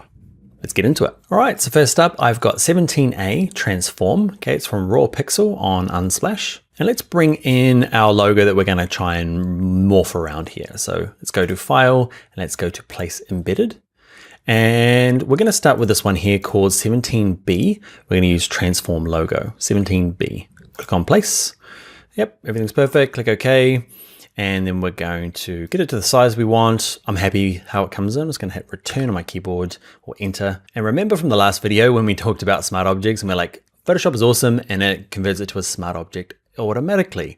The very next video, that's going to cause us problems. Okay, so what we need to do is we need to learn some of these edit transform tools. You can do the basics while it's a smart object like scale and rotate, which we've covered already, and we'll cover skew.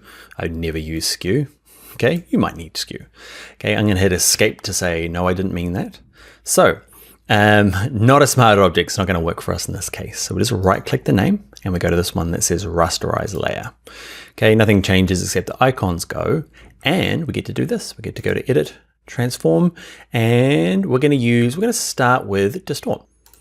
Okay, and it's just going to allow us to, it looks kind of similar as scale, but when you grab one of the corners, you'll notice it's a little bit squidgy. Okay, so what I'm going to try and do is I can click anywhere in the middle to move it. Don't use the little crosshairs in the middle, just anywhere else. And then I'm just going to kind of try and lay this thing down on the ground. There's just a lot of like tongue out going, does that look right? Does that look right? There's a lot of that. Okay, when you're doing this technique. Okay, I'm just trying to make it look like it's on the floor. Could be painful to watch. And yeah, I fiddle around there with edges to make it feel like it's on the ground. You give that a go. Okay, when you're finished though, remember it'll be all grayed out until you hit return on your keyboard or enter on your keyboard to say, yep, that's what I meant. Cool, so that is the distort transformation. There's a few other ones we'll just quickly discuss rather than go through. Under edit, transform, there is the option of flipping vertical and horizontal, just kind of flips it over. Okay, let's look at one of the other ones. Let's bring in another graphic. Let's go to File, let's go to Place Embedded. You could be copying and pasting from Photoshop, avoiding the smart object and using pixels in that case. Let's go down to 17C, just a square version that I made. Click OK. If you do get stuck in this kind of middle land, okay, it just means that, again, nothing's going to work. It's kind of saying, I'm bringing it in, but what size would you like it to be? And I'm just going to say, enter on my keyboard, bring it in that size, please. Same problem as before. We're going to have to right-click them and go to Rasterize Layer. With my Move tool, I'm just going to move it into the middle here, and now I'm going to I want to kind of make it wrap around this coffee cup. Now there is a setting in here that I'll just quickly show you. Perspective. I never use perspective. Why? Because I just find I use warp. It does this, which is kind of cool. You might like this. This might work for you, but you can't kind of rotate it. And I find to do that effect that we did earlier, distort is a lot more flexible. Okay, you might like perspective. Have a play with it. I don't find it very useful at all. I'm going to hit escape. The one I do find super useful is under edit, transform, there's this one called warp. So I use that one and that one quite a bit when I'm trying to fake things. Okay, so distort was great for laying this guy down on the ground, and warp, it works very similar, except it's more like fabric now. So I'm going to zoom in, move across. And if I grab one of the corners here and just drag it around, can you see it's more like fabric, whereas this was kind of like, we were playing with the perspective and it was quite solid, whereas this, everything's kind of bendy. So the cool thing about this, there's pros and cons.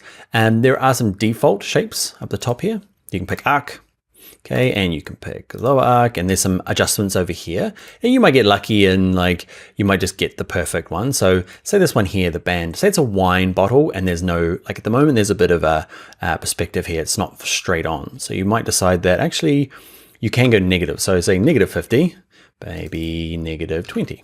Okay, and you can kind of get it, but there's this other kind of, I want it to be flaring out a little bit. So these custom ones, okay, are not going to be that useful, except for fish. Remember fish? Okay, we did this with type. You always need fish. There's never not occasion for fish. And if you want to get back to custom, it's this top one here. Okay, actually, I don't want to start with fish, so I'm going to hit escape on my keyboard to get back to how it was and just start again. Edit, transform, and let's go to warp. Okay, and what I'm going to do is, again, just kind of a lot of playing around going, oh yeah, there's a lot of dragging over. So, and what happens is there's kind of four main corners. So these kind of four corners, okay? And then there's these things, these handles that affect how it gets into these corners. So you need to play around with a bit of both. Okay, so you can just watch me. There's a lot of just trial and error and practice in this case, okay? Out a bit further. And what I'm looking at is I'm just trying to mock up, trying to follow the edges here and follow the cup top and bottom. So I need this to bulge out a little bit. I need this to kind of come out a little bit here. So we're doing quite a rigid object. I use this technique for, say I'm mocking up an image on a billboard. So I've got a photo of a billboard and I've got my kind of like design that I've made for the billboard. It's a good way of kind of just, trying to stick it on there and fake it. I use this quite a bit when we do branding deals where we're trying to get sponsors' logos onto shirts and stuff. We want to mock it up, okay? And another use, you might not be using this much, but I got a few tattoos, and what I do is when I'm designing them, I like to mock them up on my body in Photoshop where they would be colors, like look, just to kind of, bend them around, because you can see you can kind of follow the curves of the body with enough kind of prodding. I'm going to go. I've gone and wrecked mine now. Don't prod it too much. Okay, so you can like form this around the human body as well, which is quite cool. So I'm gonna try and get mine back to roughly where it was. You're getting the idea now that I've wrecked mine. It looked better before. Okay, so I'm gonna jump out now and pause the video and actually make it look half decent like I had it before, and I'll be back. All right, and I'm back, and I spent a bit of time just kind of flaring it out and matching that. How long did it take? Oh, I don't know. I was at it for about 2 or 3 minutes. Okay, trying to get the bulges right. There's no miracle potion for that. But the last thing we'll do before we go is the distorting and the warping is awesome. You need both of them in your toolkit, but I want to get this to interact with the background a little better because it's the same color across and it looks a little fake. So we're going to make it a little less fake by, let's find the right layer. It's this layer here. I turn the eye on and off to work out which layer I'm on. And at the top here, we're going to change the blending mode. We're not going to cover blending modes hardcore now. We're just going to look at switching it from normal to this magical one called multiply. And you can see it just interacts with the background a whole lot better. It's the way that this layer interacts with the things underneath. It's the same with this layer here. If I click on my transform logo and I go into normal and multiply, you can see it just blends with the background. It changes the color a bit, but actually makes it feel a lot more realistic. The cool thing about it is if I click on this, I can move it around. Because it's interacting with the background, you can see it kind of starts looking pretty cool, huh? All right, so that's going to be it for our transforming. Let's jump into the next video where we start looking at photo retouching. All right, I'll see you in the next video. Welcome back everyone. In this video, we're going to look at my favorite tool in Photoshop. It's called the Spot Healing Brush and it's used a lot for retouching. We're going to do a couple of cool things like this. We'll remove some graffiti off the wall. Magic, huh? We're going to remove some blemishes of this man. See his face before, after. We're even going to go as far as removing people completely. Look, what do you mean? There he is. Look, there was a person there and now it's gone. Cool, huh? Let's go learn how to use this fancy tool in Photoshop right now. All right, so let's open up our exercise files, file open, and there's going to be 3 that we're working with, 18A, B, and C. So we'll start with this one here. Now we're going to retouch out some of his blemishes and things. Now I worked as a retoucher for a long time and I don't really like what we do. I love the technology though, so let's look at the technology, not so much the faking life stuff. So what we're going to do, we're going to use this thing called the healing brush. Okay, so the spot healing brush is the top option. So click and hold down, we want this one here. Okay, and in terms of brush size, it will depend on your image. In this particular one, I'm using about 50. Okay, so you can drop this down. I use my brackets there, remember from earlier? Okay, so brackets are really good for changing brush sizes. Doesn't matter if it's the healing brush or just the regular brush tool. So I've got my size at 50 and crank your hardness down to 0. So just drag it down to 0. Just gives a nice even edge. So when you're using it, there's a good way and a bad way. The bad way is just working straight on it. And I want to show you that first because it is pretty magic. Watch this. If I just click, hold my mouse, kind of paint it out. I'm just dragging left and right, let go. Magic, huh? I'm going to go to edit, undo, undo, undo, undo, undo. It just magics away things. I can't believe how cool and amazing it is. Well done, Photoshop. But now you know when people say that person's being photoshopped, man, it's hard to tell. If you're a good retoucher, it's hard to tell. So one of the problems with that is that's called destructive editing. Like I can't go back now. And what ends up happening is, I'm going to paint out another one. And paint out. You can just click once on some of these. Okay, depending on how big, you might have to adjust your brush size, but eventually you'll end up with this person that looks like they're quite fake. They look like they're photoshopped, kind of a plastic, weird skin. So what you do is there's an option under here called File Revert. That just gets it back to when I first opened the document, or at least last saved. Okay, so I'll go all the way to the beginning. So the more pro way of using that tool is to create a new layer down here. It's a blank layer, nothing on it. I'm going to call it my retouch layer. And all I need to do is the same tool, but I need to do this one here that says sample all layers. So instead of it's just going to look through to this layer underneath. Okay. And make sure if yours is not, it's set to content aware. It should be by default. It should be set to normal. Just copy what I've got.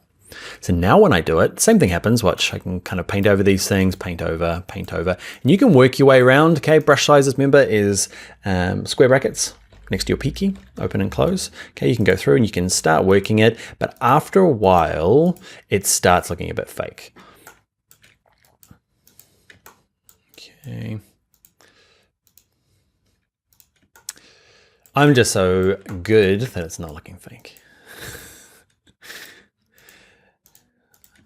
Okay, let's have a look now. Now, that person is, yeah, let's just talk about, let's say it is looking, you know, starting to look a little fake or plasticky. Okay, what you can do is this layer, it's on its own layer, which is the perfect bit. It's what they call non-destructive, okay, because the background is fine. So what I can do is turn it on and off, on and off. It's really good for just seeing your work, okay? Okay, so your handiwork. And the other thing you can do is if it is starting to look a bit fake because you've just been at it for a long time, often with this retouch layer selected, just drag the opacity down a little bit. And what that does is it lets some of the background, it just makes this a little see-through. So you can start to see, watch it when I drag it right down, right up, right down, right up. You can just kind of find your balance of real life, kind of like maybe muting the marks and blemishes rather than turning them off. Because the problem with a lot of I had a friend in, does casting for models, and the problem is their headshots, she'll get people in and they're like, hey, you don't look like that person at all, really, you know, because of all the retouching. So sometimes, you know, it needs to be a kind of a balance, I guess, softening some of the features or the wrinkles or the acne. Whatever it is, that's the technique. Make sure it's on its own layer, make sure sample or layers is in there. So let's get away from retouching people and let's look at one of the cool practical uses of, say, something like this. Now we've got our brick wall here and it's got, somebody needs more love, okay? And we want to remove it. Let's say it's just, bad graffiti. That's good graffiti. We all need more love. So same technique here. We're going to make a new layer. We're going to use our spot healing brush and now we're going to find an appropriate brush size. I'm going to zoom in a little bit, okay? And my 50 from last time is probably going to work. Now, when you're doing this, you just need to hold your mouse key down and paint. I'm holding down the mouse key the whole time and just give it a good work. Okay. And I'm going to let go and it partially worked. Okay. So I'm going to paint him out as well. And we're getting there. Now, this wall is going to be pretty forgiving because of the brickwork. It's not it's so damaged. If this was a really even brick wall, this technique is going to be average at best. It's really good with nature. Okay, so some of the things down here, so you want to remove this glass bottle, whatever it is. Okay, it's really good. It's really hard to tell where it was. Okay, if you do find it's not working for you, you can go to edit, undo, and just try again. Often just the act of trying again will give you a different result. Okay, so you can keep working your way around. Okay, when you're practicing, keep working your way around. You get the sense of kind of how it works. You can see I lost that bit, but it depends, I guess. It's pretty amazing though, right? If you had to go ahead, if you're an old school Photoshopper and you'll be like clone tool stamp, forget the clone tool stamp. Wow, that was a good remove. Okay, so you can kind of work these out. Let's look at this last option here. And it's really, really good for this kind of natural textures. Okay, so I'm zooming a little bit. My brush size, I'm gonna make a bit bigger. You can see I can click on this. Actually, bad Dan. New layer, make sure it's sample all layers. I'm going to just paint some of this stuff out. You can see pretty magic, huh? I can't believe how good this tool is. And it works amazingly because of this rough texture. If it was perfectly some sort of checkerboard, it wouldn't work because there's too many repeating patterns. Now, where it doesn't work, and sometimes it does, sometimes it doesn't. I grabbed this example, assuming that I couldn't mask out this person. I'm like, no way, it'll do badly. But then I went and made a big paintbrush and I painted her out. And then Photoshop did some magic. I have to wait a little while because it's doing its best, but then she just disappeared. And I was like, not a good example. But there will be times where it just doesn't work. You'll try and do it and it will try its best, but it'll look like there's some sort of weird distortion going on in the world. So, and know that it does work really well. It's a great kind of starting point, at least. If it doesn't work perfectly, you can try and touch it up other ways. But I teach this all the time and I'm so impressed. These are new examples and I'm just like, man, how good is that tool? All right, so that's going to be it. Remember, it's on its own layer, so we can non-destructive, we can go back later on. But yeah, that is going to be the end for the spot healing brush in this exercise. We're going to look at the next tutorial where actually it's even more amazing. It's called Content Aware. So we'll do that next in the next video. Hi there, in this video, we're going to look at something called Content Aware Fill. It is my second most favorite tool or feature in all of Photoshop. It allows to do fun things where I've got this extra space over here. This is the original image. I just need to magic up some background and pray presto. Let's look at another couple examples where this one here, actually the original is the smaller version, but the background got invented using Content Aware Scale. A couple more examples. That's the original. I tighten them all together in about 2 seconds using the same tool. Let's look at this last one here. I've got a really terrible format, okay? It's a banner ad or a big letterbox image, okay? And I need all this background in. Magic. The table got bigger, background got bigger. Let's learn how to do this now in Adobe Photoshop. All right, to get started, let's open up all of the 19 series that are in the source files. So there's 19A, B, C, and D. We're going to start with this one here called from Matt Quinn. Okay, this lovely macro photograph of a bee or a wasp, one of them. And the original photograph ends here, but we need it to be longer for, let's say it's when you end up loading up photographs on a double page spread, so like across the middle of a magazine, across 2 pages, there's always this like gap on the edge here because the formats don't match up in terms of sizes. So we just need to make it a bit bigger. Now we could try using the healing brush and clone tool stamp, and there's lots of options, but there's this magical tool. Remember, my second favorite tool in this whole program. So first thing we need to do is just make sure on the right layer, should be already layer 0, bad naming Dan. Then go to our magic tool under edit and go to content aware scale. Okay, if I just use the regular scale transform that we have, I'm going to scale it out, and obviously it's not going to be particularly exciting, but if I use this one, get ready, edit, content aware scale, and start dragging it slowly this way, watch what happens. Magic, huh? The background gets bigger, but the bee/wasp and flower stay exactly the same. When you've got it to where you want, hit enter and dance around, because that is a super cool, useful tool to use. Okay, so let's say we're going to use this one here. Okay, now it's not going to work in every instance. If you're like, oh goodness, that is it. It's the only tool I need. Okay, it works. I've picked some images that work particularly well. It works really good when there's an object and some generic background. If this was cropped in really kind of like this, really small like this, it's not going to work very well. Okay, so it doesn't work on all. Give it a test. And we'll look at a few examples now and see how to work it. So this one here, what we need to do for it to work is I need to go to edit and look, content aware scale doesn't work on this image here. So we're in 19B, we're looking at Catherine Hanlon's. So for this to work, we've run into this problem a couple of times. Remember the background, it's got a lock on it. So double click the word background, give it a name. This is Helen's. And what we're going to do is I'm going to zoom out a little bit. Okay, and I need to extend, because I want to make it, say, a Facebook profile, you know, the top of Facebook where you've got the big, it's called like a letterbox kind of format where it's kind of wide. So I'm going to use my crop tool. Originally in this one here, I did that for you. Okay, remember we had it this size. Okay, so we'll do it together this time. So using the crop tool, you can see here, earlier we crop things down, but you can actually crop things out. Okay, so I'm cropping it out so that I've got this extra room here. I'm not going to go too hardcore. Hit return when you've got the crop right. With that same layer selected, edit, content aware scale, and then start dragging. You'll see our flowers somehow stay magically in their position, and the wall gets bigger. Just super cool. Okay, let's hit enter to confirm it. Now you might run into a problem here where crop tool, I'm going to click once, drag it up. So you want to make it bigger because you want to you need some room for text at the top here. The trouble with this one is that it's not going to work particularly well. So it doesn't work in all cases. So watch this. If I start dragging it up, the wall gets bigger, but eventually, can you see the pot's getting bigger? Okay, so there are times where it just doesn't quite work, but I don't know, it's still pretty cool. Who knew what that vase looked like to start with? All right, let's look at some other instances. Let's look at 19C. So we've kind of expanded things out, and that's cool, but you can also, so back to my move tool, make sure, double click this layer. This one here is Annie Spratt. We've got a couple from here, this one and the next one. Okay, and let's say that this placement's here. Well, I guess I want to show you an example where you can go edit, content aware scale. Instead of going out, which is super cool, watch this, you can go in.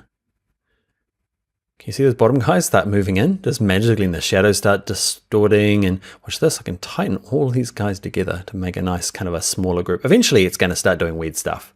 Okay, but you know, for slight adjustments like this, man, instead of trying to mask them all out and move them together, this is such a big kind of time saver. Can I shrink them down and spread them out? I can kind of reform this whole kind of composition here really quite easily. Hit return when you're finished.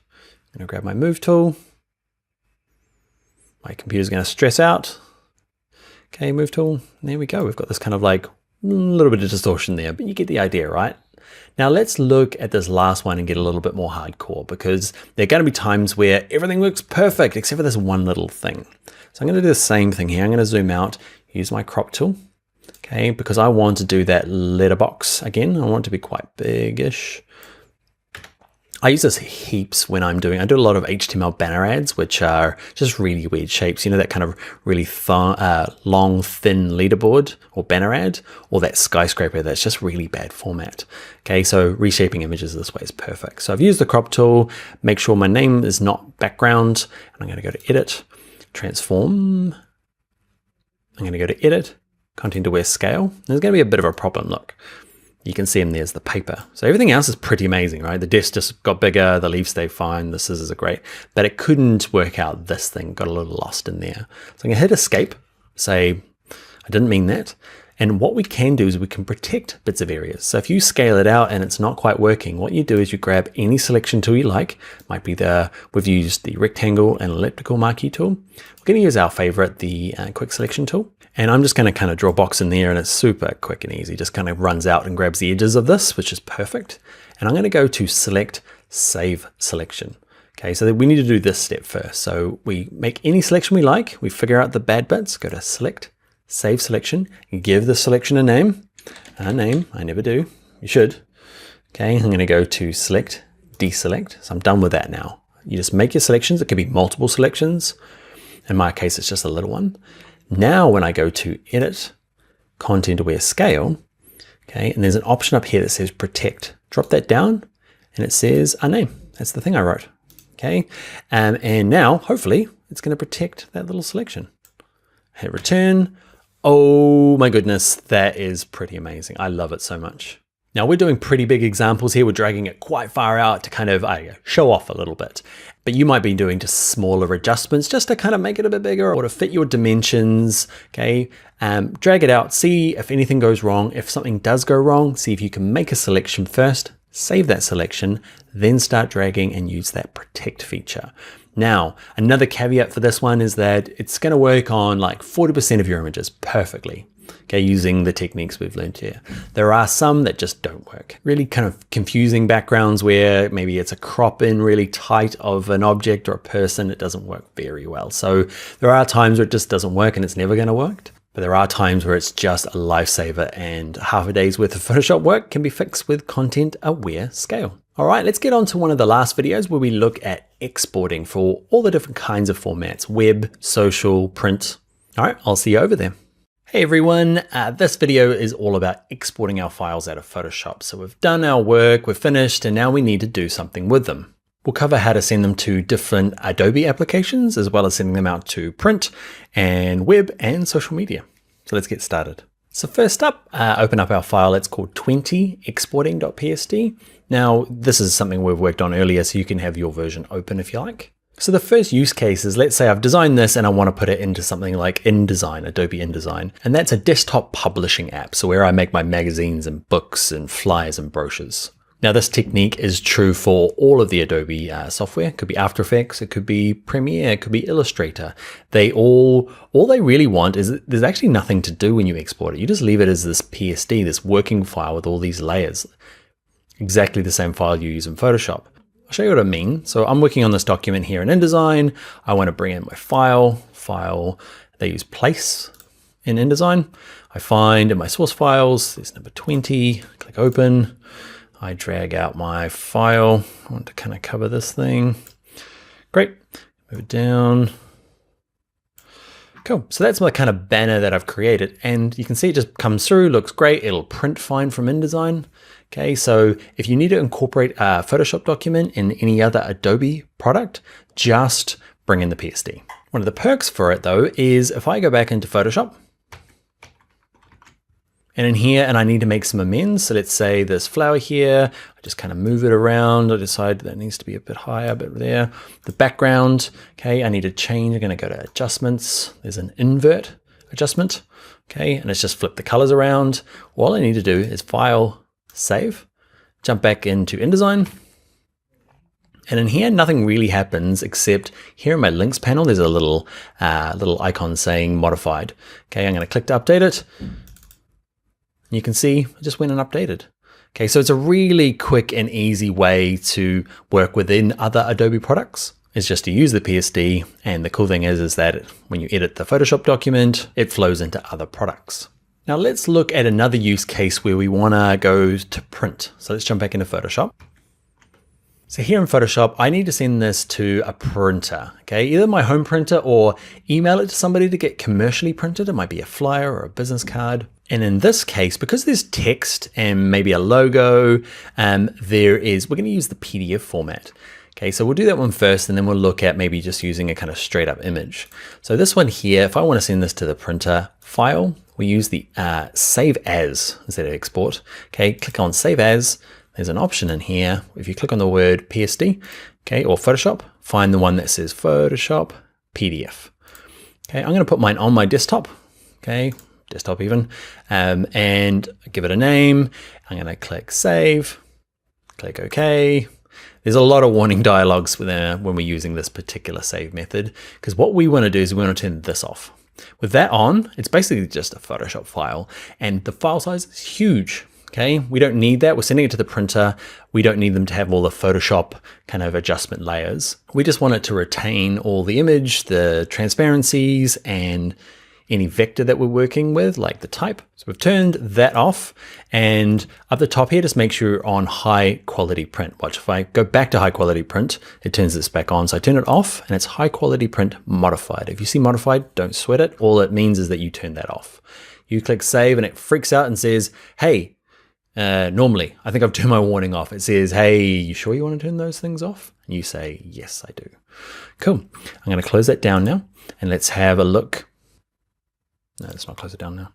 Let's have a look at my desktop. There he is there. There's my PDF. Okay, the cool thing about him is he's a real small file size compared to the original. The original that we opened was about 20 megabytes, and it still retains all the niceness, the good quality. Any type has really crisp edges, so that's a great way of sending stuff to the printer. Let's explore a different exporting use case. This is kind of more simple. Remember we did the retouching earlier, and let's say now I need to send it to somebody to get printed. Okay, it's going to a photo lab to get printed on nice stock. They don't need a PDF. The PDF will work fine. What they'll probably be looking for is a JPEG. And let's look at using a print JPEG. You do it under File, Save As again.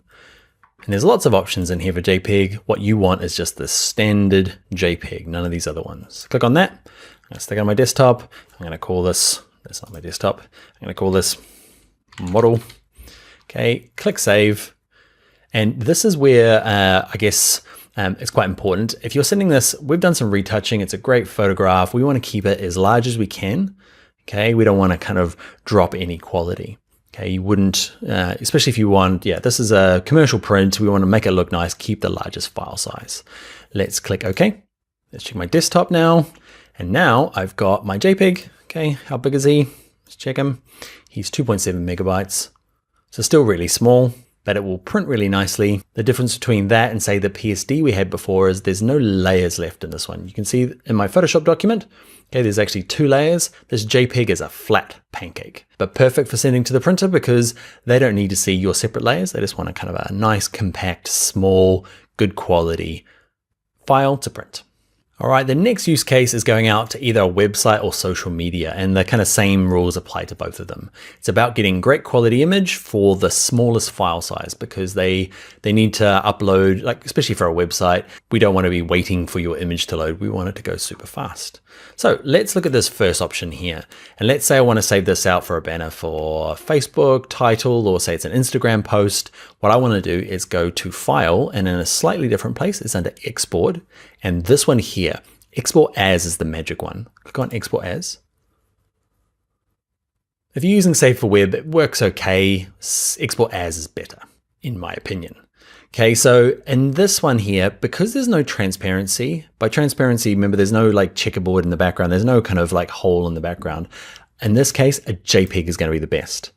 Okay, and the quality slider, when we exported the print version of a JPEG, we had to use a different way because it retains more detail that's used for printing. Because it's going to a website or to our social media account, Instagram or Facebook or Twitter, we don't need that same level. So we use the Export As feature. And whereas before we had the quality jammed up as high as we can because we weren't worried about file size, in this case, it's basically as low as you can go. Can you go down to 2% quality? The way to know is if you zoom in, can you start to see it's starting to look pretty junky at 2%. The cool thing about it though is over here you can see it's actually 37 kilobytes. Okay, so it's teeny tiny. So best to check it at 100%. Okay, and you can see even 100%, you can see some of the interpolation or some of the pixels all glooping together. So how low should you go? Like my rough rule of thumb is between, so low is 30 and high is 60. Okay, I find somewhere in there is my middle ground normally. There are exceptions. So let's try 30. Click out somewhere. Are you happy with 30? Zoom in a little bit, and this is totally up to you. You're like, what is it for? Type is going to kind of stand it out quite a bit. You're not going to notice too much in here. You can see it still looks pretty good, even when I'm zoomed in. Okay, but things that have like crisp edges will stand out a little bit more. So I might decide, actually, I'm going to go up to 60. You can just drag this up and down by clicking here and just going up and down and deciding what you want. You can see the file size, though, is a lot bigger at 135 than it is at 30. So the trade-off. If you don't care about file size, go for the higher version. So for websites, file size is really important. For social media, not so much. Just leave it at 100% is fine if you're going to just post it to your Twitter account. All right, once you've got it there, I'm going to click Export All, give it a name on my desktop, and leave it as is, .jpg, hit save, and we're done. Now, there are occasions where you've spent ages getting a mask. Okay, I've turned off the background, the eyeball here. And remember we did these masks earlier? Okay, and we spent a lot of time doing it because we need transparency. Often you'll only need transparency if it's going out to a website. Not everyone's going to need this, okay, but let's say we need to retain the see-throughness of our image because on the website you can actually see through to the background, which is perfect. So all we need to do is we go to the same feature, File, Export, Save As. We just save it as a PNG. A JPEG, you will see, will fill in the checkerboard transparency with white because a JPEG just can't handle transparency. But a PNG, magically, can. Okay, so it'll leave that, even though it's got a checkerboard, it'll just be see-through. This might be cool if you're going out to, say, a video product and you want to keep the transparency, or in my case, I do a lot of web stuff, so it just needs the transparency. Big trade-off is there's no quality slider, and over here you can see the file size is really big.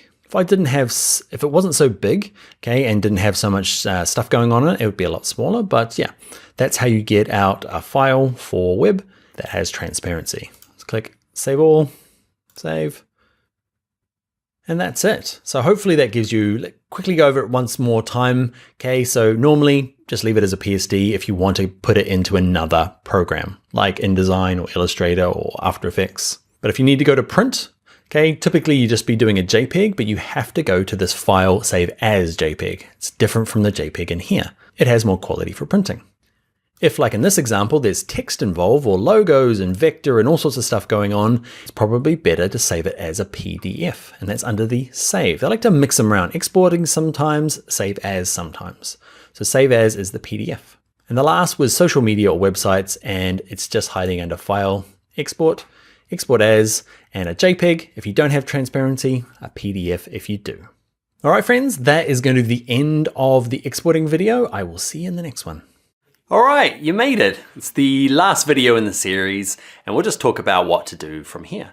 Okay, so first of all, I'd love to see what you've made. Okay, so if you go to the forums here and search for Adobe Photoshop for Beginners, you'll find what other people have done and share what you've done, and I'd like to see it. Okay, or you can share it on social media if you prefer. Okay, for Twitter, we are Tuts Plus Design, or I'm Dan Loves Adobe. Instagram, I'm Bring Your Own Laptop. So share it there. And then I guess working out what you do next is easy. The easy one is an advanced Photoshop tutorial. Okay, so there's a few of those here on Envato Tuts Plus, so search for that. But then you might consider yourself like, I guess a bit more specialty. Okay, so if you're a photographer, the next steps for you might be more going into something called Camera Raw or Adobe's Lightroom. That might be your kind of next step for your learning kind of experience. If you are a web designer or a UI kind of interface designer, you might look to use, there's some courses here for Photoshop specifically for web and UI design. Okay, there's a few features that are specifically for you. You might check that out, or you might move into something like Experience Designer, Adobe XD. Okay, that's a really cool tool for prototyping websites and apps. You might be in the marketing field or communications. Okay, you might find the next best course is Something else, something like InDesign, which is desktop publishing, or Illustrator, which is more to do with like creating graphics and illustrations and icons and logos, that type of thing. Or another nice thing you might go check out if you're in that space is something called Adobe Spark. It's a really cool way for doing social media posts real super quick. Fix the photos in Photoshop and then add some graphics real quickly in Adobe Spark. So that is going to be us. We are done. We had a great time together. I hope you did. I did. And that's going to be the end of the course. I am going to finish with an awkward wave. Bye now. I hope to see you in another course.